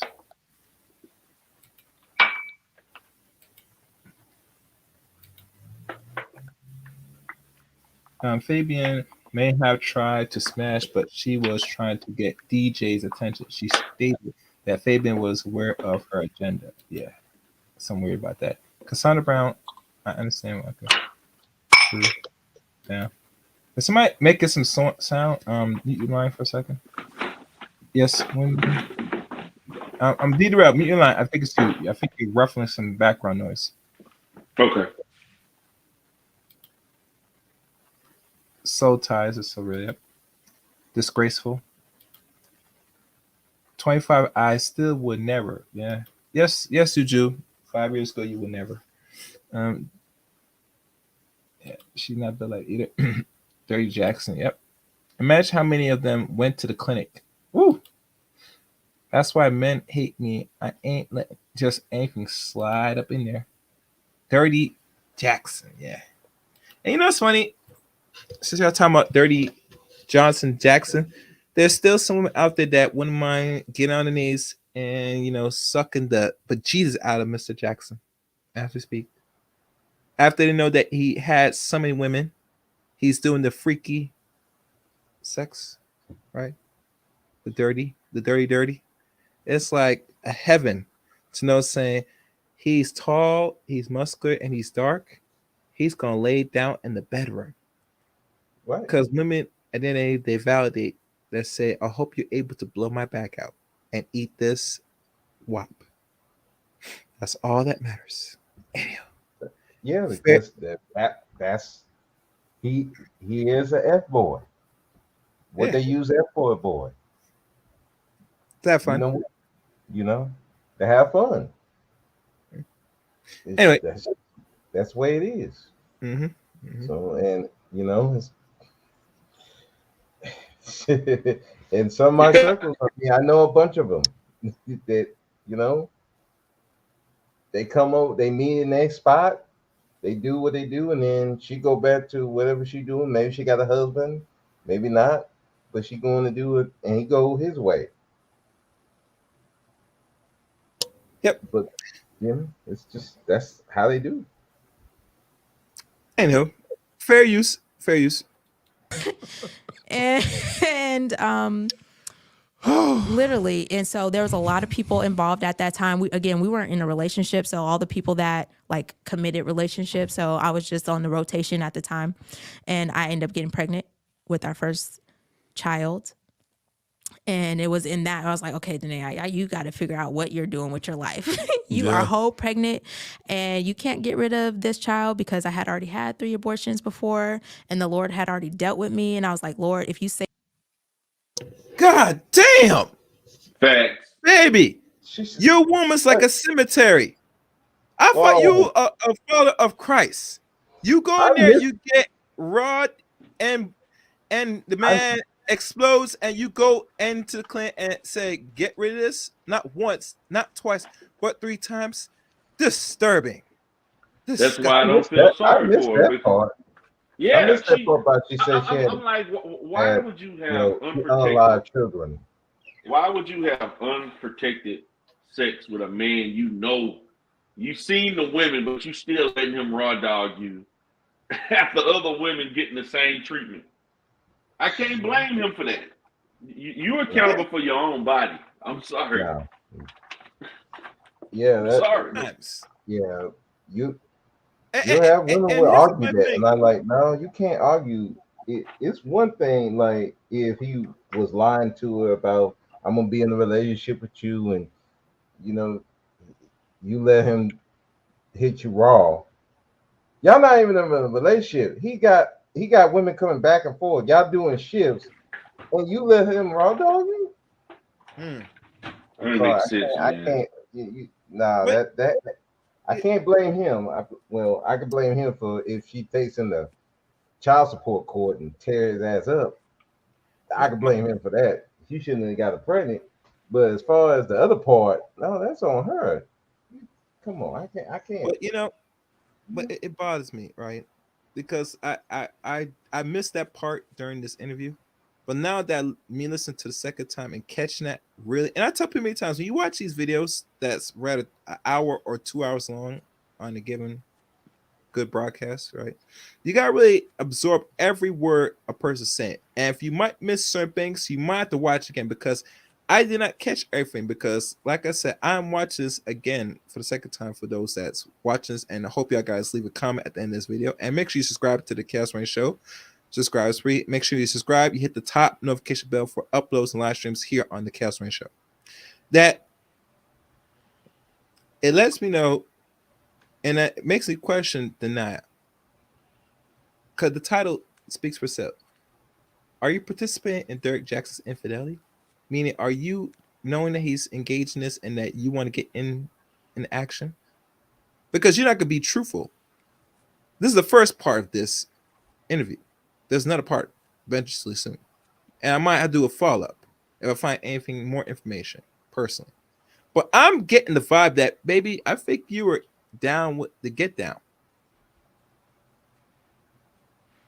to the point you just got tired as you get older. Because to sit there, have this man, you're not married to him, but you're having casual sex, raw. Now, God forsake it, if you had a condom in it, you still get pregnant. Okay, there's like an 87% chance that happens. It happens, but very rare. It's longer, much harder. But the no saying he's just getting access to you like that and knock you up not once but 3 times, and you delete those babies into the point where you're going into the fourth one. You should be blessed that your God that you read every night will grant you a child and you carry full term. Cause we all know the consequences, ladies, when you go under that machine to get that baby yanked out of you. You damage your womb. And trust me, guys, I've heard stories, and I don't really talk, I might have to re-mention it again. I heard stories from certain females tell me one woman that she told me she had almost 9 of those bad boys deleted. Even to the point when the baby was almost up to term, about to be about to come out of there. She got rid of it. I don't know if that was legal, but yeah, I'm just shocked. So anyway, let me keep going. I don't want to. Ram on. Fair use. Save me from this. I'm not going to ever do this again. Got pregnant. I was like, I can't go back on my word, Lord. I don't want you to kill me. Yeah. But so I started, okay, I got to figure out what I'm doing with my life. And Most likely, sweetie, you might go to hell. That's a possibility. You might go to hell. Fair use. then I started getting a little bit more serious. Like, what are we doing? He was still doing, stuff with other girls. I knew about it. So I did still participate in some sexual activity and all that, knowing that he was with other girls. I was a willing participant. But it did start to take a toll on me mentally and emotionally Of course. because I'm pregnant. Yeah. Right. So there was a lot of women involved in that time. And it was in that time that I had a conversation with his mom. And I was like, listen, I don't have another 7 years to give him. I'm trying to figure this out. And like, I want to be with him. I want to do this, but I don't have another 7 years to give him. So he has to figure out what he wants to do. And then shortly after that, I'm getting a call from my mom, and she's like, I just got a call from Derek asking me for your hand in marriage. I thought you were not in a relationship. I was like, we're not. We're doing this co-parenting thing, And she was like, okay, so what are you going to do? And so I actually knew about the engagement, which she didn't know about, but I actually knew about the engagement and all that because my mom told me about it. She was asking me these questions because she was like, I thought you weren't in a relationship. And I'm like, we're not, And so I had to figure out, okay, he's being serious. He called my mom. Did that make you excited? How'd you feel? I was so excited because I'm like, he called my mom. My mom and him, like, they don't mess with each other. No. And so he humbled himself. He called my mom and asked for my hand in marriage. She's serious about me. It's meant to be. Absolutely. So excited. And so, yes, I was so excited about meant to be. Yes. He called my mom. He don't even know what that means, right? He called my mom. They don't even get along, first off, like that. So that meant a lot to me. Why didn't they get along? I left my phone in his car when I first met him, and he called her, and that conversation didn't go well. So ever since then, it's just been like a battle between them, and I've kind of been in the middle of it, and it created a lot of anxiety in the relationship. So I actually isolated from my family a little bit and just kind of was doing my thing, being grown and being involved with his family mostly. And so he.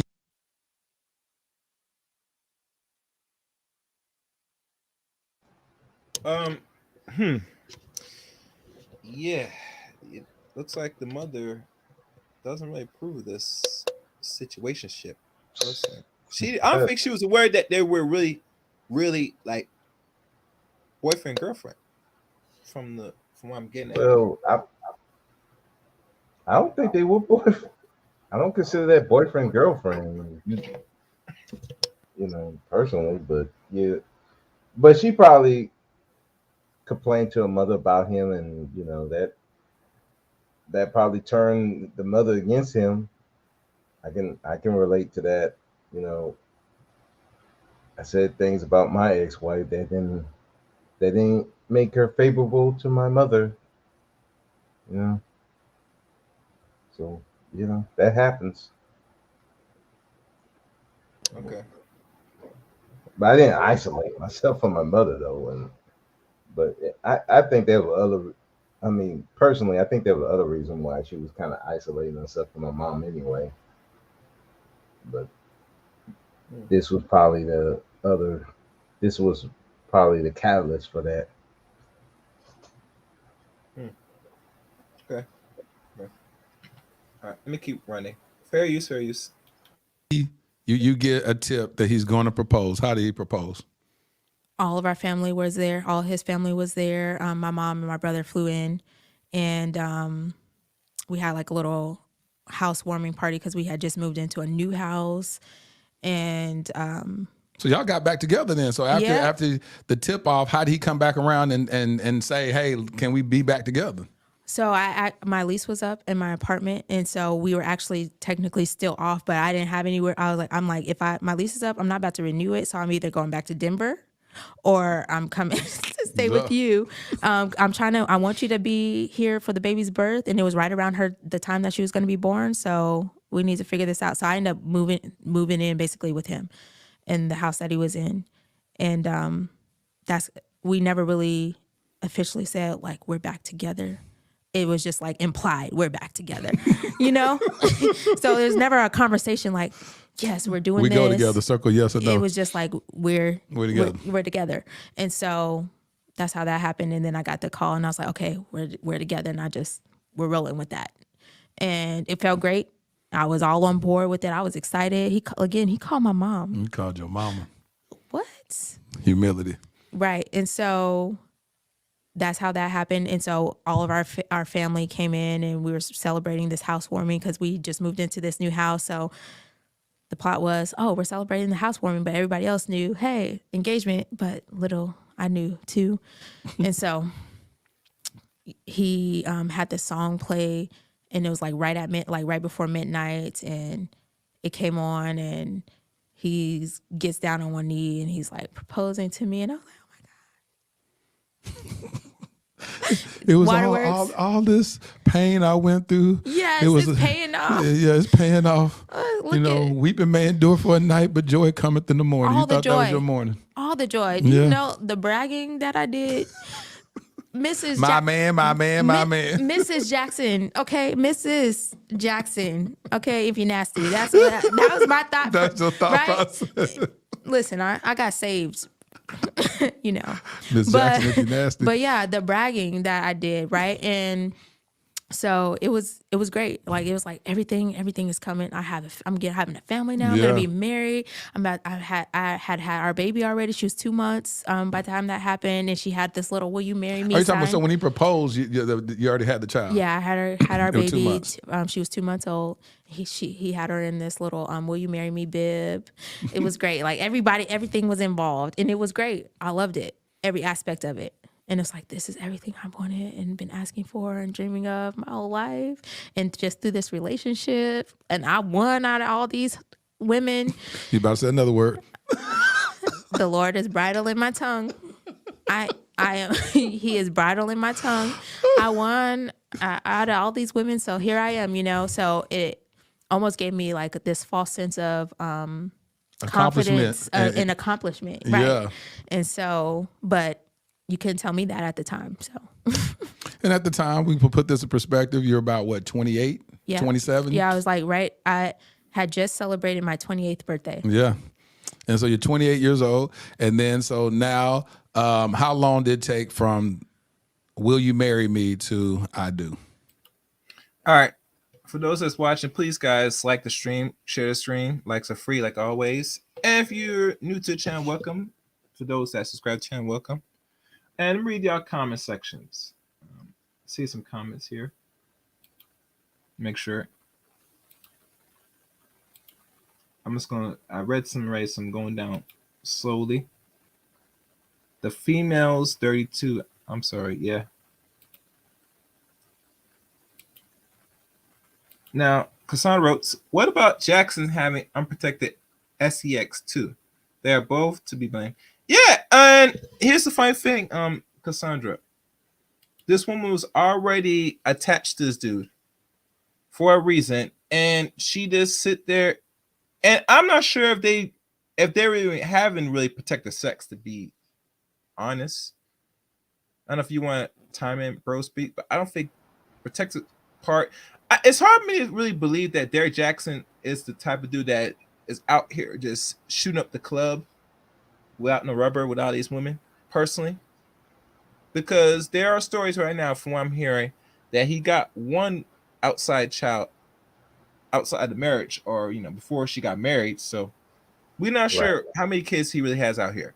And be fair, honest, if you had 3 deletions, right, it tells me this man is not really strapping up. Nah. But if he's not strapping with you, and you and him don't have really an actual, yeah, in a relationship, but it's not really a relationship. Let's be fair, honest. He's doing this with random women, especially if you watch him banging, blowing backs out to other women. I can guarantee you, he's not wearing no rubber, screwing on women. and they're not asking them to wear rubber. That's the other thing. See, you know, and to her comment, I want to make this clear. I'm not blaming for her for his part. He's a scumbag. Don't get confused. I'm not blaming her for his part because he's a scumbag. He should be protecting himself. But at the same time, she knew this. She knew what he was doing. So it would have been behoove her to protect herself, but she chose not to do that because she was quote unquote in love. Uh, Me personally, I don't think this is love. This is an obsession. You know, but regardless, you know, I can't get on him for her part. I can only get on him for his part. And so when this thing, like I was saying earlier, if she wants to take him to make it very difficult for him to see his children, if he cares, I'm not gonna be crying for him. I'm not gonna go to the courthouse and pray for him. I'm gonna be like, sucks to be you, pal. I, I'm not gonna cry for him. But at the same time, I can't cry for her either. Because it's like you got two people using each other, they're keeping secrets, they're doing all types of dirt to each other. And it's like, and now you brought not one but two children into this thing. It's just I'm sorry, I don't feel no sympathy for neither of these people. I I I I, I have empathy. I understand it to a degree. I mean, shit. I got coworkers that do the same thing. They be in situational ships, and I'm looking at them like, why? Why are you doing this? But then people do strange things for strange reasons. You know, why was he? I was looking at. She said, "Why was he trying to be an amateur porn star? Why was he recording the acts?" There's some dudes like to record themselves banging. It's weird, bro. Personally, find a man sitting there recording himself banging on a woman and just keeping the recording. I mean, it tells me you're very infatuated, seeing how you're laying down the pipe and watch yourself just Dudes like doing that, man.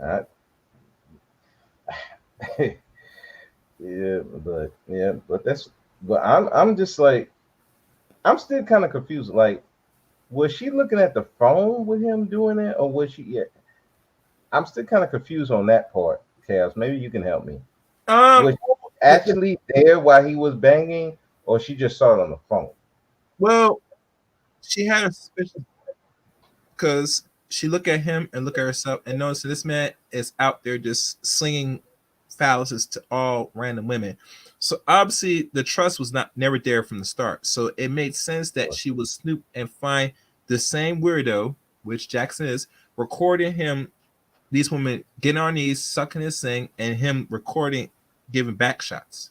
You know, I truly would say she really was. When she found what on his phone, it shocked her. And not only shocking, but it lets you know, saying you're watching him doing this, right? And you're trying to imitate, because in her mind, her subconscious mind, she's saying, damn, what's she doing different that I'm not doing? That tells me that Denia is not like, very sexually fulfilling to her man. This is the vibe I get from her. Because you watch your man screwing another woman and then you're trying to go out your way to imitate it, because that's what I think she said in this videotape. It lets me know that you're not really find ways to really please your man enough. And even if you did that, that's still not gonna guarantee that he's gonna not sleep around, because he's already shown throughout his action that he's still gonna be banging other chicks. No, and given her trauma that she's even at this time she still haven't addressed. Mm-hmm. I can see why she wouldn't be able to, even if he was a good dude. You know, this stuff would have literally broke up the relationship anyway. Mm-hmm. Just that's just my opinion. This relationship never had a chance from the start. Just never had. No, I never did. Never did. Was he trying to be an amateur star? Why was he recording the acts? Yes, he is. And I would be surprised he'd be put himself to be if before I read the next comment. I would not be surprised if this thing didn't really go well and he started to lose traction and start really losing money through all his bullshit talking points, you know. In regards, he's trying to, you know, give advice and game to women while demonizing men, including himself. It won't be surprised in the next few years. By the time I would say by the time he's over the age of 35, which would be in the next 2 years, that I won't be surprised you find Derek Jaxn have OnlyFans or be part of the porn genre. Oh yeah, he'd make a killing. He would make a killing. I think that's where the money's at with him, personally. And if he's not smart, which he probably will be doing it, because let's be honest, I can't see because now Dania is now putting himself out here telling the real scoop. I don't know if this is going to build him up or it's going to really hurt him more, personally. Because let's be honest, women are going to still watch him. Now, I'm going to read your comment, Cassandra. You said, I'm glad I was never into D. Jaxn, although he used to pop up in my recommendations. And you know why he would pop up? Because I'm going to be honest with you, ladies. You ladies are looking for that validation content. Let me explain. Anytime you watch content from women giving you affirmation, telling what you want to hear, he is going to be like many content is going to be popping on your algorithm because that's what you consume. See, I'm going to give you a little secret how to balance what you see on social media and YouTube. You ready, Cassandra? And Juju or anybody? This is what you do, ladies. You mix up your content or you mix what you watch by watching straight, boring stuff that has nothing to do with women. That will eliminate those things, that recommendation from your algorithm. And then you go revert back to watch what you want to watch, and it will eventually be a while before it pops up. Or you just mix up with, well, you just watch things that are much more better than relationships, gender wars. You watch just solely strictly other content. Once you do that, you are forcing the algorithm for your smartphones, your tablets, and hell, even your laptops to change what you are consuming. And mind you, Google keeps data on what you're clicking on for those that's not aware of it. So if you are seeking or looking for content that is similar in nature, like what Derek Jaxn is promoting, then yes, you're going to be recommended to this F-boy. That's how it works. Yeah. Exactly. Yeah, but it goes that the reason why they recommend you Tommy and all these other alleged black content creators is because what you're watching. If you're watching any content creator, let's say Manosphere or Gender Wars or any of that nature, and you're not watching anything else that's educational per nature, the algorithm is going to constantly feed you these people. Now, mind you, it's not going to stop feeding you these people because, let's be honest, they know we're black, they know who's engaged in a lot of these conversations, and they know where you live at because they monitor everything. So they could tell by zip code, your language, your words, what you speak. They know who the person is. Remember, we live in right now in an artificial world where technology is at an all-time high. AI now is introduced now to the public, free to the public now. So if they have these devices now that you could get access to, that means they've always been studying your data for the last decade or so. So they know who's who. So what they're going to do, they're going to feed you these people because that's where you're at, because they know who the person is, the racial identity, etc. And say, we're going to feed you this crap. That's how it works. And trust me, Cassandra, this is me, and I could be wrong. They're never going to feed my content to a lot of people, white or non-black, on the algorithm per se, because my content is not stimulating enough for them to respect to be feeding over. But people that's very controversial and they got views over 1,000 more, They will be feed to anyone. That's how YouTube works. So let's keep going. Fair use, fair use. It was right at a year. So we got married January 13th, 2018.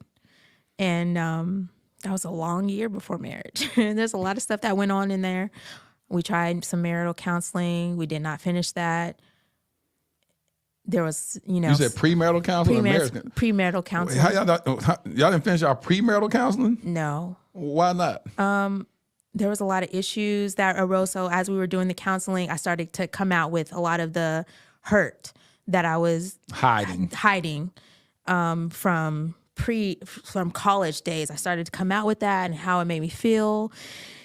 And it was a lot, I think, for him to handle all of that. Like, oh my God, how you know all this stuff? Right. How do you know? Right. How did you know? But then also like, why are you just now telling me about this? And you still here? Right. Like, you know all that, you still Right. And so it was a lot for me to just like be like, and you did this and you did that. And I feel like I did do a lot of shame and blaming in communicating all the things. Shame, blame, and explain. You can't make this stuff up, man. You can't make this stuff up, man. SBE. God damn, I'm gonna steal this as a soundbite. What time stamp is this? Yeah, I'm gonna steal this. I'm write it down. All right, fair use, fair use.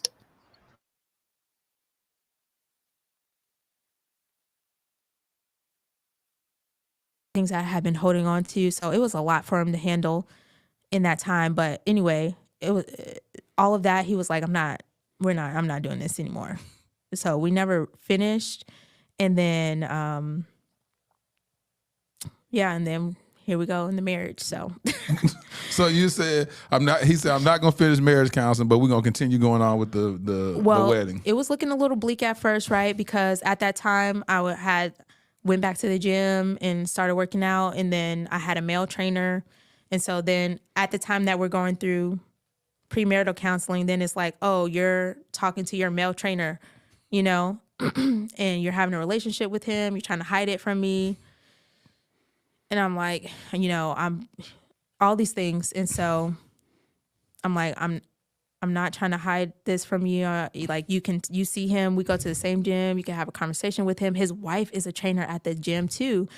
Maybe I should have asked for his wife to, like, I didn't even choose the trainer, but basically it became an issue. And so then that became the focus as opposed to like me having a male trainer and what I'm doing over here became the focus of the conversation. And be clear, did you have anything inappropriate with the trainer? I did not. And did he ever like say, well, you need to have a female trainer then? He did not, but I took it upon myself. I went to the little desk and was like, hey, I need to change trainers. And then the trainer was like, well, did I do something wrong? Whatever. Can we have a conversation? I was like, there's nothing that you did wrong. It's just I got to do what I need to do. And I need a woman. And so then I got another trainer, Serena, and she got my whole life together after that. But yes, that became the focus. There was a lot of issues that came from that and pretty much triggered the toxic behavior in him, triggered the toxic behavior in him to where now we have all these things going on in our marriage. So such as you. One other thing I want to say, I'm going to read your comment in a second, Cassandra. In regards to the premarital status, once your counselor, your therapist hears that you've been touched, and that is going to be grounds for red flags, because if your husband does not know, or your future husband does not know any of this, that's going to really, stifle and really hurt the progression of your relationship that's going to be into the marriage further. That's why I can see why he didn't finish, because after hearing that, and I think he heard it right, but just hearing that, it kind of made him start to really second guess things, in my opinion. But let me see who's in the chat room. I see some people. Mike TV, salute, brother. And I fell asleep to your. Yes, I know. But this is good. You're here now, Mike TV. Welcome. I'm doing this breakdown. It's something that you might have to put in your docket, Mike. Depending if it's worthy, But I would say if you can catch replay of this would be good. or you can find the video in its entirely. Wherever suits rolls your boat, do so. All right, who else?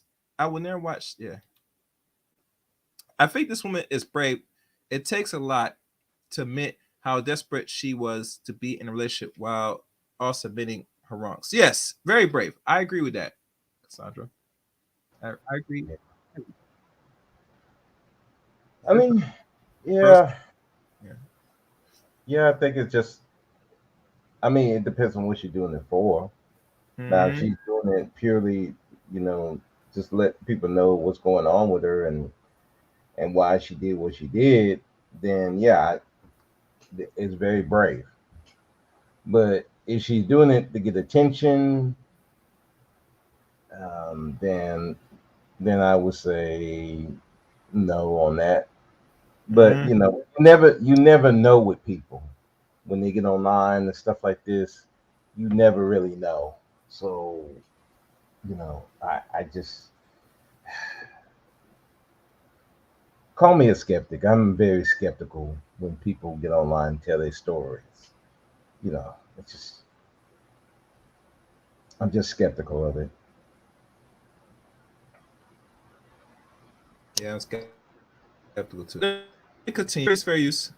That triggered what? You said that trigger what to accuse you of infidelity to give him a pass to cheat on you?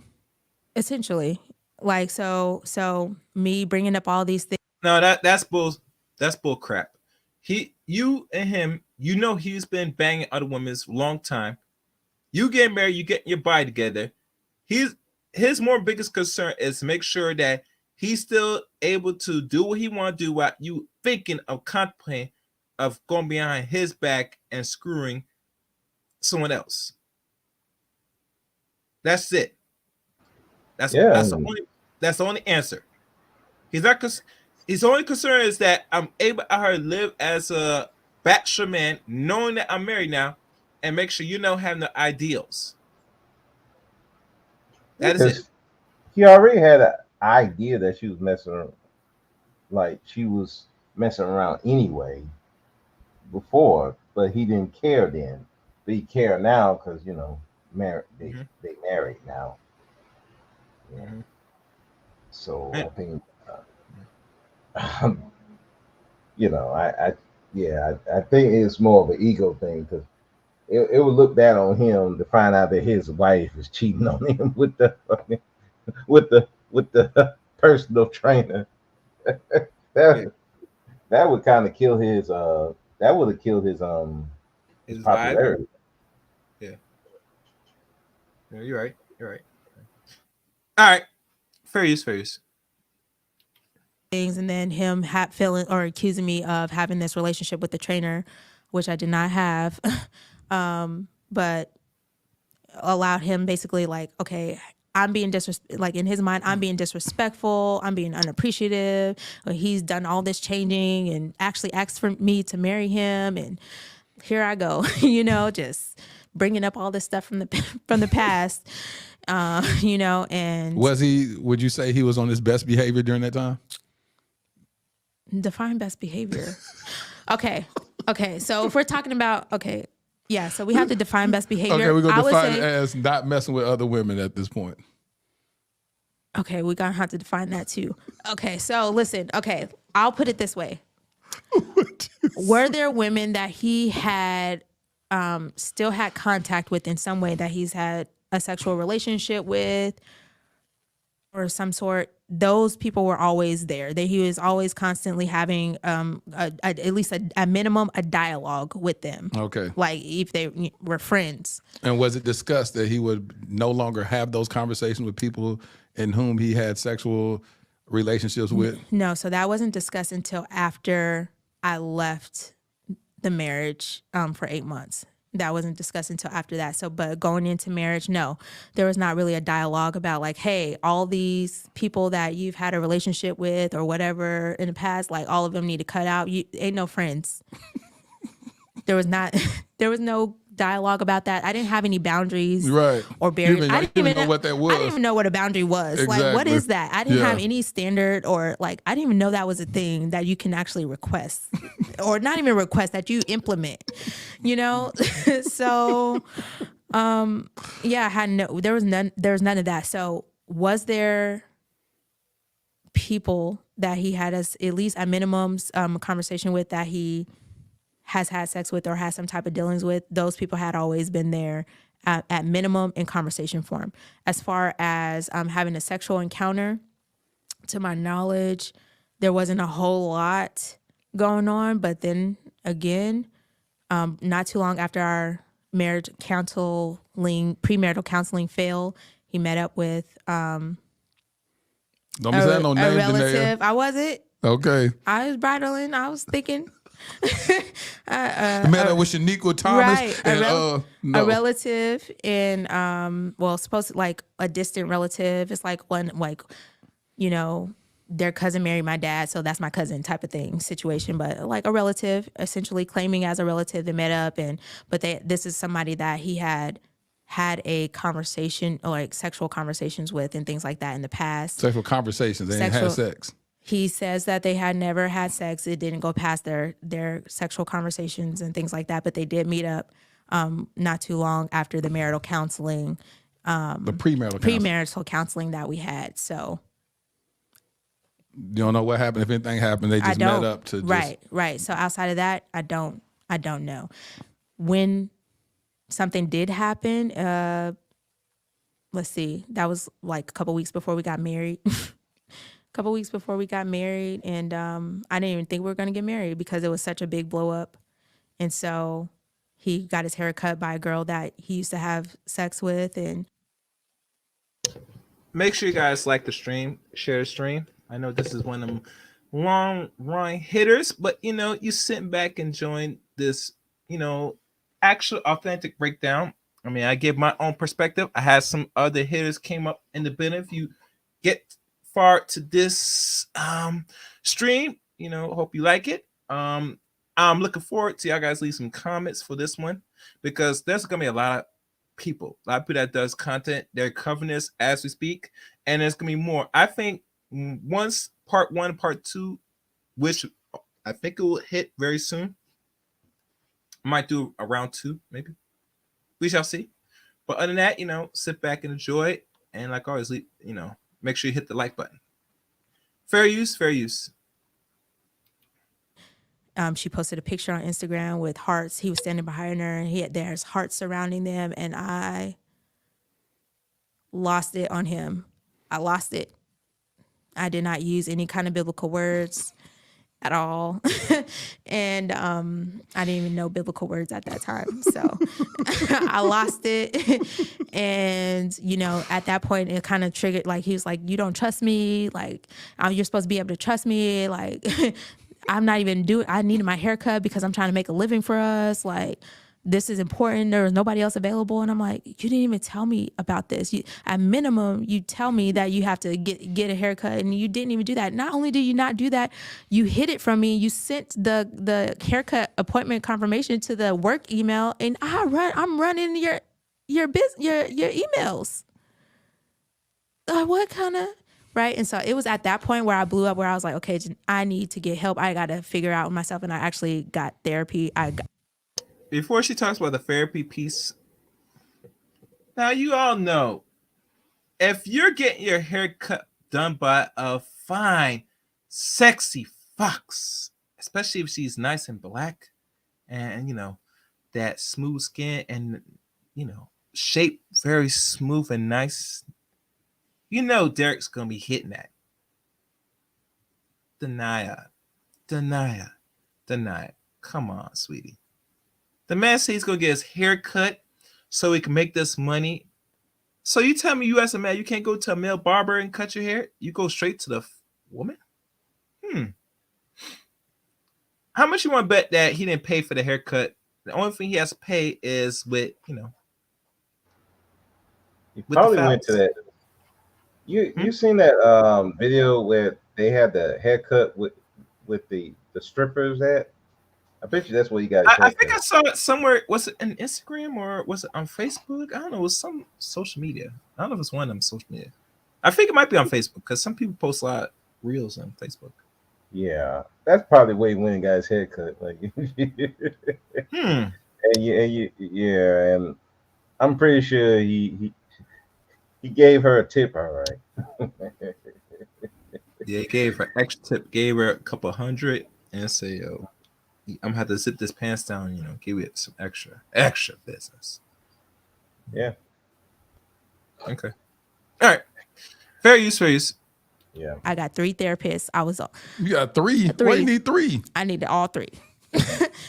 All 3 of them. I got one of them miss something, the other one pick it up, and that miss exactly. something. Yes, and I did that for about 3 months until I settled on one, and then I was with her for about a year and a half. I find it interesting that you hire all 3 therapists until you got one. You tell them all your problems. So it seemed to me, Denia, you look for that therapist that really you feel comfortable, and I mean really comfortable. That's gonna listen, deal with your bull crap. How much you want to bet that the 3 therapists you pay, she want that one therapist that will comfort her in her illness that she suffers?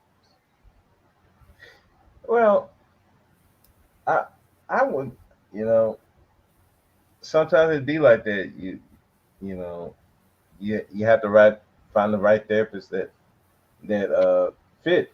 I had a couple of friends who, they couldn't find that right doctor until they finally found one. So I'm not really tripping on her trying to find the right therapist, because like I said, like if it took you from the time she was touched to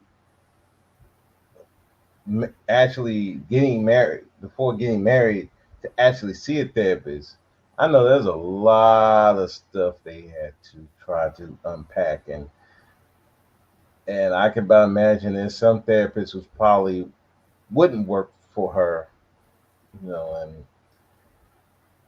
and giving her, like I think even she said passive aggressive.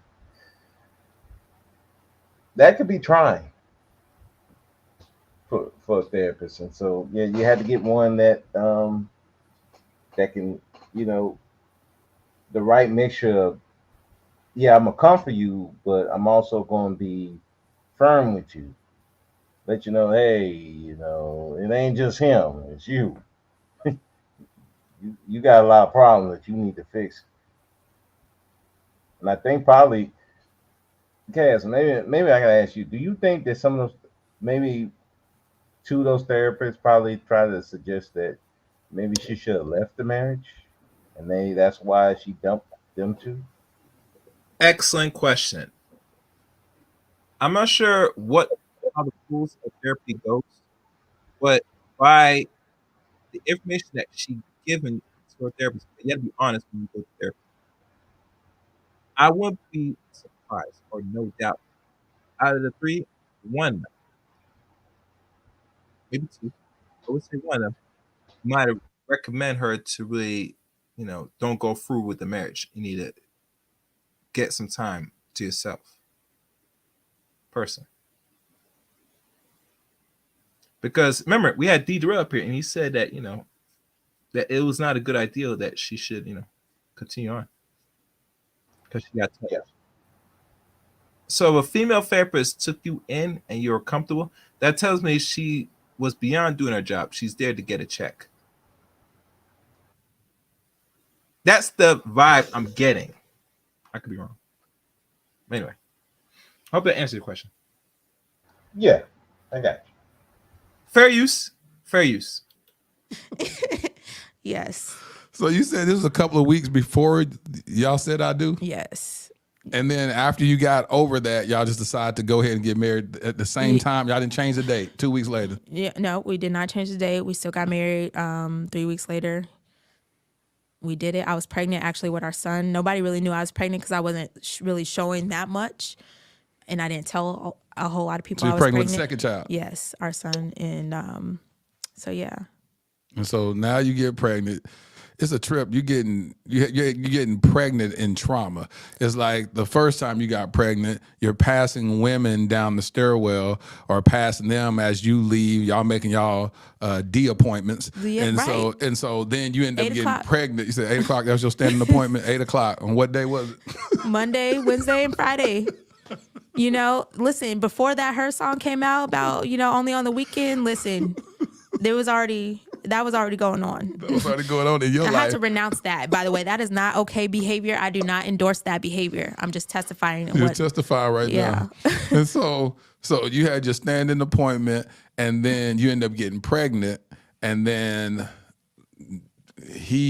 I don't know what motivated him, but he will have to tell that story of what made him decide, well, let me marry her. Yeah, I'm not sure what really prompted him. Was his him. family that told him that? Was it he always promised himself that he'll never have a kid out of wedlock? I don't know what his journey is. Well, I don't know like all of his story, but from just some conversations that we had, it was like when we were in college, I always said that I would leave and go back to Denver if like certain situations happen. I'm leaving, I'm taking the baby with me, and I think that scared him. So I think it was like, okay, he's living his best life and I'm sitting up here allowing it, right? Because I'm a willing participant.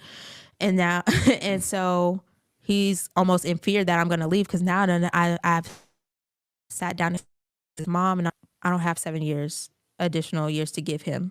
I'm tired of doing this life. And you know his mama told him too, said, baby. Right. And and I believe she did because he brought that up to me like, man, you told my mom this. And I'm like, okay, your mom clearly told you that. So cool. So clearly there was a conversation, but I don't know that necessarily that motivated him per se. But I think it was a combination of like his mom told him what I said. And then whatever I said in college where I'm like, I will leave you or whoever I'm with, I will leave and take this baby with me and go back to Colorado, have my mama and my people out there help me raise this child. We've been doing it, you know. Yeah. All right, so if that's the direction you really want to take it and you give him an ultimatum, and this is why I don't like this brother bro speak. First of all, sweetie, you've been in this, I guess, long-term relationship for over 3 years. And let's be fair, honest. From the conversation and the tea that she's revealing, it don't seem Derek really is seriously investing in you, sweetie, for something really secure long term. Yeah, I think she was the I guess would you say this.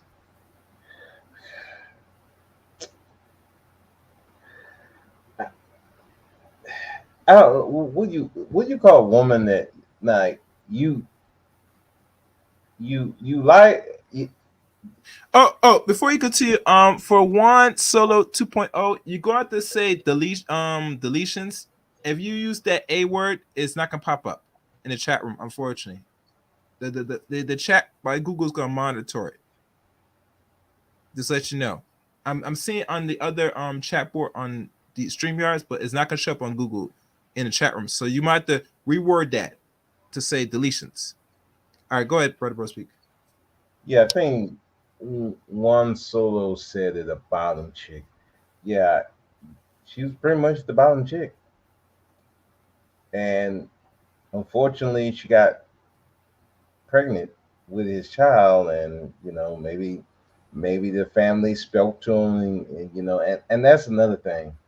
I remember we was on Faith Channel, and we had like somebody was saying, well, he didn't have a choice. He had to get married. I'm like, no, he didn't. Even if she was having his baby, he didn't have to get married to this chick. He got influenced by other people. That's that, and to me, I think that a lot of dudes get into that. They get these chicks pregnant, and in order to, make sure they get to see the baby, because he like the nurse, He wanted her to keep the baby. She didn't want to keep the baby. And he had a hissy fit about that. I think it's the same thing with her. That's the only reason why I believe he married her. He didn't really care about it like that. He wanted to keep their baby. And he know that she go to that courthouse, she gonna make it very if she would have moved to Colorado, like she said, it'd been very different to see his child. You know. Okay. That's a good question, Miss Cassandra. I thought y'all said women should stand by their man. Y'all confusing. I don't say that.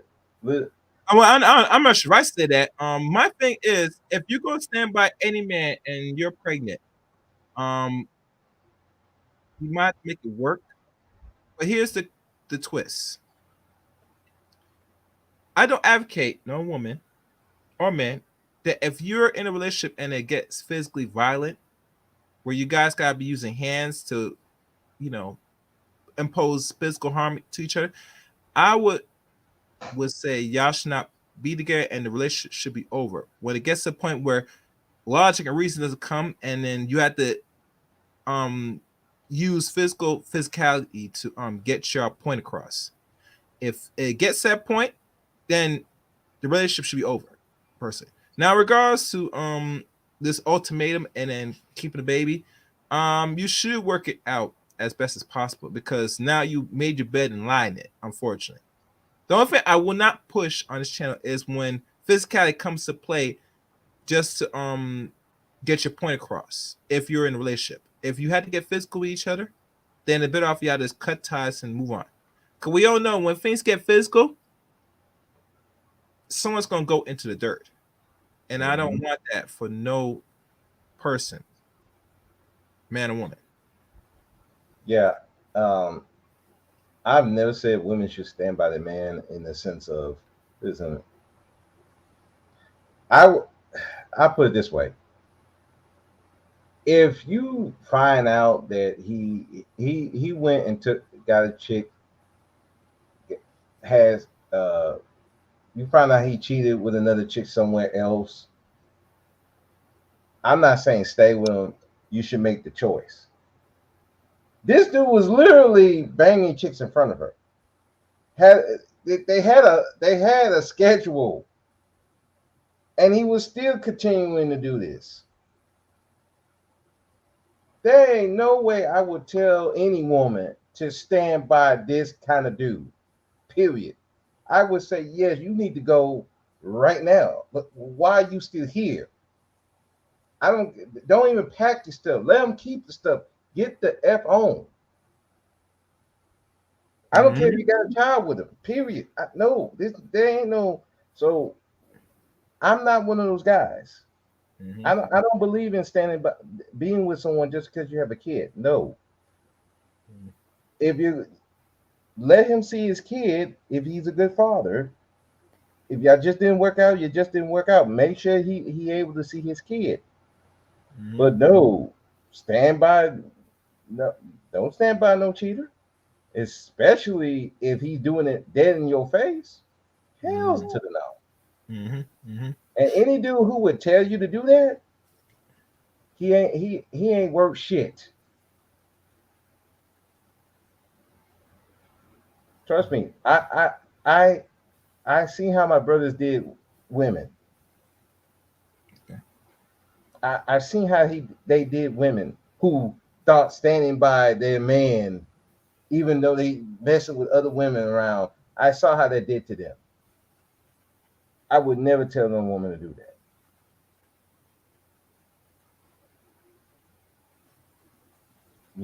So. All right. Let me continue playing, and I see the comments by Juan. So I'm reading the comments, but let me just continue. I'm gonna run like a couple more minutes, and I'm gonna have to call us a day. Fair use. That mentality. Yeah. And he was like, he can't have that. He wants to be involved and all that. So I think all of those at least played a factor into it. So now you're pregnant. People don't know it. You're walking down the aisle. Y'all just dealt with some stuff 3 weeks prior. You have reason to believe that this other woman that you already know he messed around with, she's posting stuff for the world to see on Instagram, hearts around it. He behind her, they taking his picture. He tried to hide the actual haircut appointment. And so you already suspect about that. You get married that day. Was that a day of wedded bliss? Were you happy that you try to put everything behind the veil and said, I'm going to put all the past behind us. We're going to start afresh. We're going to start anew. And I am now Mrs. Jackson. Call me Miss Jackson if you're nasty. Yes. Yes. All of the above. No, I was so excited to be getting married. And again, my mentality at that time is where like, I'm getting married. Everything is like my dream wedding. And I won. I I won won. out of all of y'all. And so everything is falling into place. The only agitation I had was because I was pregnant and I was hungry. And you know, the wedding timeline sometimes, These you know, long- you be hungry. And I'm like, I'm pregnant. I'm actually 6 months pregnant at this point. You were 6 months? 6. And nobody could really tell. Like people were like, "Are she pregnant or is she not pregnant?" Like that's how You it was was. 6 months. 6 months. So I wasn't necessarily showing as much as I could have. After that, though, I was like, people were like, "What happened?" You got your honeymoon, boy. Right. Y'all was lit. Right. I don't know what y'all did on y'all honeymoon. Right. And so that day, though, it was great. Like it was like everything was coming into place. Outside of course, like I said, being hungry, and then with a little bit of agitation because he had already been pre-gaming with like, you know, having a couple of drinks with his friends, you know, the best man. So I was upset first off because I can't drink and I could taste the alcohol in your breath. You know, you may now kiss the bride. You like, God, it tastes like Jack Daniels. Right, exactly. I was like, that's the first thing I said. I was like, you been drinking, you know? And you know, pregnant women, they like have a sensitivity to every like smell and taste. And like, is that, what year is that? You know? And so, Oh God. but no, it was great. It was everything that I could have dreamed of in that moment. So after the I do, was everything going great for a period of time? Was there a period of time of wedded bliss? Don't say define what wedded bliss is. Okay, no, we're not gonna do that then. So, wedded bliss. Was it happy? Was it like, oh, he stopped? He ain't. I'm not threatened by other women that he's bringing into the relationship. No. We're good. He's thriving. He's doing these car videos, and he's thriving, inspiring millions of women across the world. And he's treating me the same way as what he's telling other women to accept treatment as. He's honoring me as his queen. I'm his wife, and he's treating me accordingly. Okay, so no. No, it was not. And I wish it had been. But so after that, we went on our honeymoon. That was great. Even at the honeymoon, it was like he was on his phone a lot. And so, you know, I felt some type of way about that, but I like, you know, whatever, you know, he has to work because, you know, look at the life I'm living, you know, like I got caught up in like, oh, I never experienced anything like this before. Explain what that, because people don't understand what you mean by that life. What life were you living? Okay, so there is a life of glam and riches and fame. Like when you have some status, it comes with stuff. Mm-hmm. It comes with access to stuff. It comes with like this extra treatment. It comes with money. You know, I had not experienced any type of level of that. And I'm like, I've been all them Disney movies are paying off. I'm living the life of the rich and famous. Look at him. He's fine and he's doing this and I get to stay at home and like I was a whole Atlanta housewife without being on the show. Right? Whole out here. And so Whole Atlanta housewife. Whole Atlanta housewife. With no show. No show. Behind the scenes. Right? No status, And right? so you were running the business though, right? You were doing the back end stuff? Yes, behind the scenes. I was doing. Make sure you guys like the stream, share the stream. I'm gonna read Juan's comments. He wrote a lot. Juan. All right.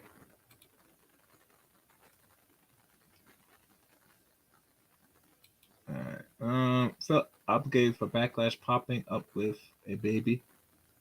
All right. I thought, no, you read that already. Stand by your man, but don't come back trying to throw dirt. And it comes out you just as dirty. Okay. And he writes, okay, I read that one. She was infatuated with him, but still lists after other men. I think lust after other men. Yep. Oh nah. You know he's having the hardest time seeing those kids unless they with him. Yeah. And that's on his own merit, unfortunately. Yeah, probably. And I agree. She should have been left, but this was a woman who experienced trauma and was untreated. Yeah. And going down, I'll make sure she did. She didn't. That was an accusation that didn't make no sense. I'm probably going to fight back a little bit. Yeah, she did got touched. Unfortunately, one. And we're gonna have to respect those, especially if a man got touched. We don't really question it much. We'll probably take as face value. So, a lot of women, when they do experience, it takes a while for them to really reveal that and expose that. So, I'm not gonna say that that's a accusation. Unfortunately, let me keep going down. What else? I'm looking here. I don't believe in saying no matter what, you will still get blamed, like we are seeing with this one. Okay.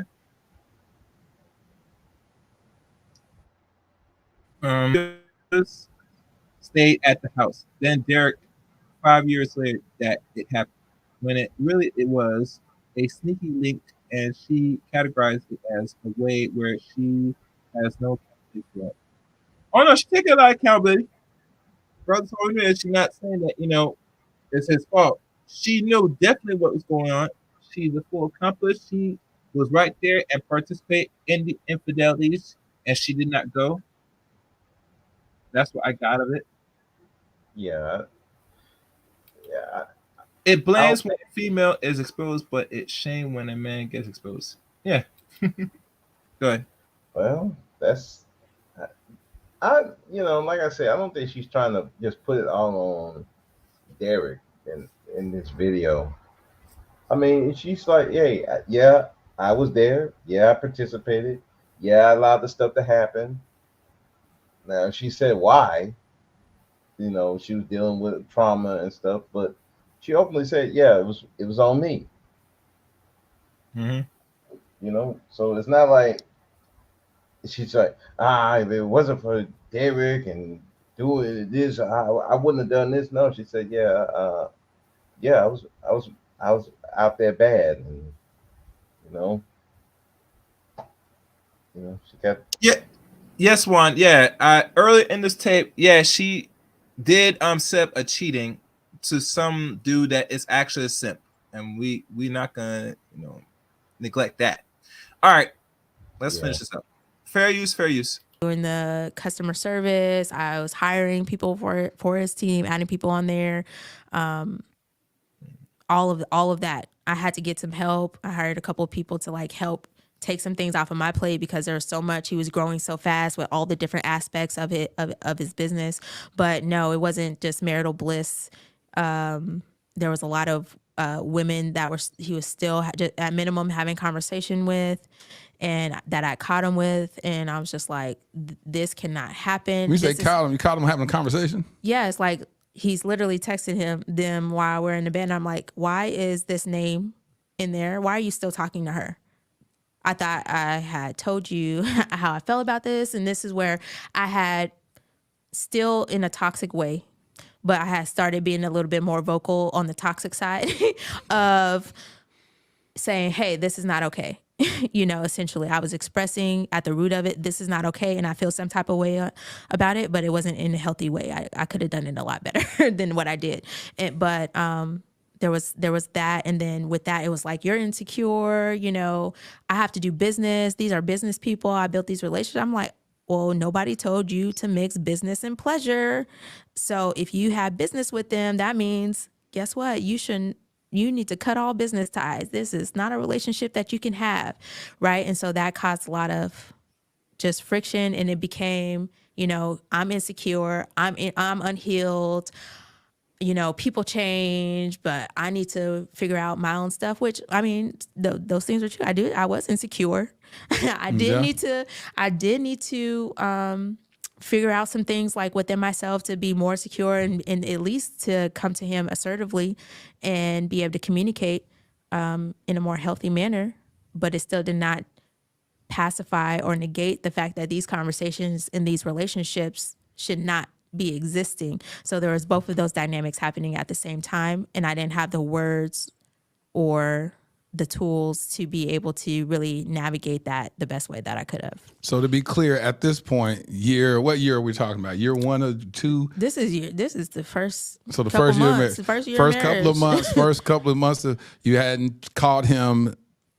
No more videos in his phone, sleeping with nobody. Nobody sending you videos and pictures that he had been cheating on you. Just inappropriate conversations. Inappropriate conversations at this point. A lot of them.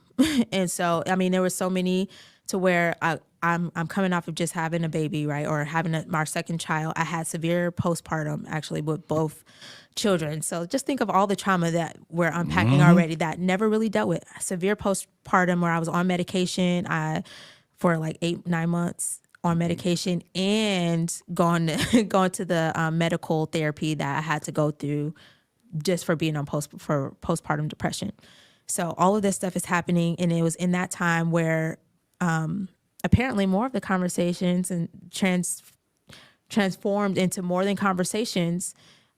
And I didn't find out about it though until, months later. But that is around the time where those conversations became more than conversations again and started to be physical things. So we're going to stop right now and we're going to come. All right. That's it. Yeah, one so 2.0. You crazy, bro. I'm just reading your chats. Yeah, man. Any closing remarks? If you can keep it short, I would love it. Mr. Bro Speaks, keep it short, simple. Yeah, well, you're dealing with a woman that had a lot of trauma. You know, she had trauma from a childhood, trauma coming in, she got touched, and you're dealing with a guy who wasn't the best guy to be in a relationship with, but she kept hanging on because, he was a good looking dude. So she got obsessed with him, and here we are. Like I said, this relationship was failed from the start, and nobody's. And I'm not saying that Derek Jaxn is a victim, and I'm not saying she's a victim. They both had a part to play in this relationship being the way it is. But people are going to take this how they're going to take it. They're going to make him into, they're going to say, this is why you shouldn't get married. These women will do all this. Or they're going to say, well, this is why you should get married to black men because they are cheaters. They will drive you insane. When reality is, both people come into relationships not being truthful, not being honest. And this is where it go. And then they bring children into this world. And now these children are in a very toxic relationship. And, I don't know what's going to happen to these children. I hope they can co-parent, but I don't know. But anyway, thank you for having me up here, Chaos. Thank you, Brother Bro Speaks. We'll do this again soon. All right. Well, people, that was some stream. Man, this was a good stream. I ain't gonna lie. I kind of like watching this with y'all for the first time, and watching again, I got and picked up certain things that was not really a focus of the first interview. I think personally, if you're a woman that's gone through any traumas sexually, the last thing you want to be doing is get into any form of relationships. I'm really serious, because what happens, you bring those unwary spirits, mental traumas that will lead to flashbacks when you're engaged with the opposite sex, and you're no good to pretty much no one. And we could say this applies to the men too, but for the sake of this stream, the focus was Derek Jaxn and what she has revealed by herself. That's one thing all women that's under the age of 18 or over, that's one thing you could do and to get the necessary help. In regards to, this infidelity, relationships, and I do streams on these things, but I don't really do it as a main focus. I mean, it's good conversation, but it's not really the thing that I focus too much. But when I do, is like I have to really be on point and give a really honest opinion, regardless if you like it or not. And throughout this whole interview, this could be for more publicity, money, etc. It's a possibility because for her to wait roughly almost a year and a half to come out with this, I won't be surprised she has a book right now ready, hot out the press to sell after this interview she has with this brother that deals with wives. But I could be wrong, like many things, but only time will tell. If you're new to the Chaos Reign show, welcome to Chaos Reign. Thank all that subscribe to this channel. And for those that will be future subscribers, when you are, welcome to the Chaos Reign show. The links to follow me are the following. You can follow me at Twitter at Chaos Reign 7. You could also let me find my links. You can add me as a friend on Facebook, Eric Reign on Facebook. And you can now follow me and join my Rumble. The Rumble is spelled CRain23. And I'll probably put that somewhere here. Hold on. Let me do this. I should have put my Rumble page earlier, but I wasn't really thinking about it. But I want to grow Rumble. So I'll do that right now for those that are still watching. Okay. Okay. So I'll put it here. And as y'all know, why does this give me errors? Okay. Yeah.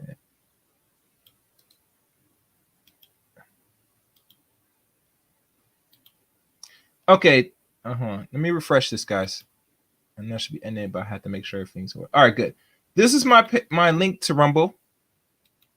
For those that will go back to the playback of this. And also join the Discord service of the Chaos Reign show. Those links, especially Discord, is in the About section on the page. And that's pretty much it. I'm looking forward for y'all to leave your comments at the end of this video. Please leave a comment. I'll be reading the comments for this one.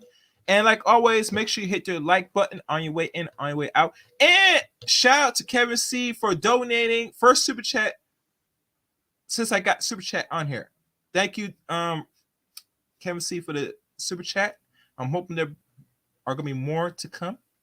There will be more to come. And that is pretty much it. Thank y'all for watching or listening to today's stream. And like always, make sure you hit the like button on your way out. And until next time, Chaos Reign.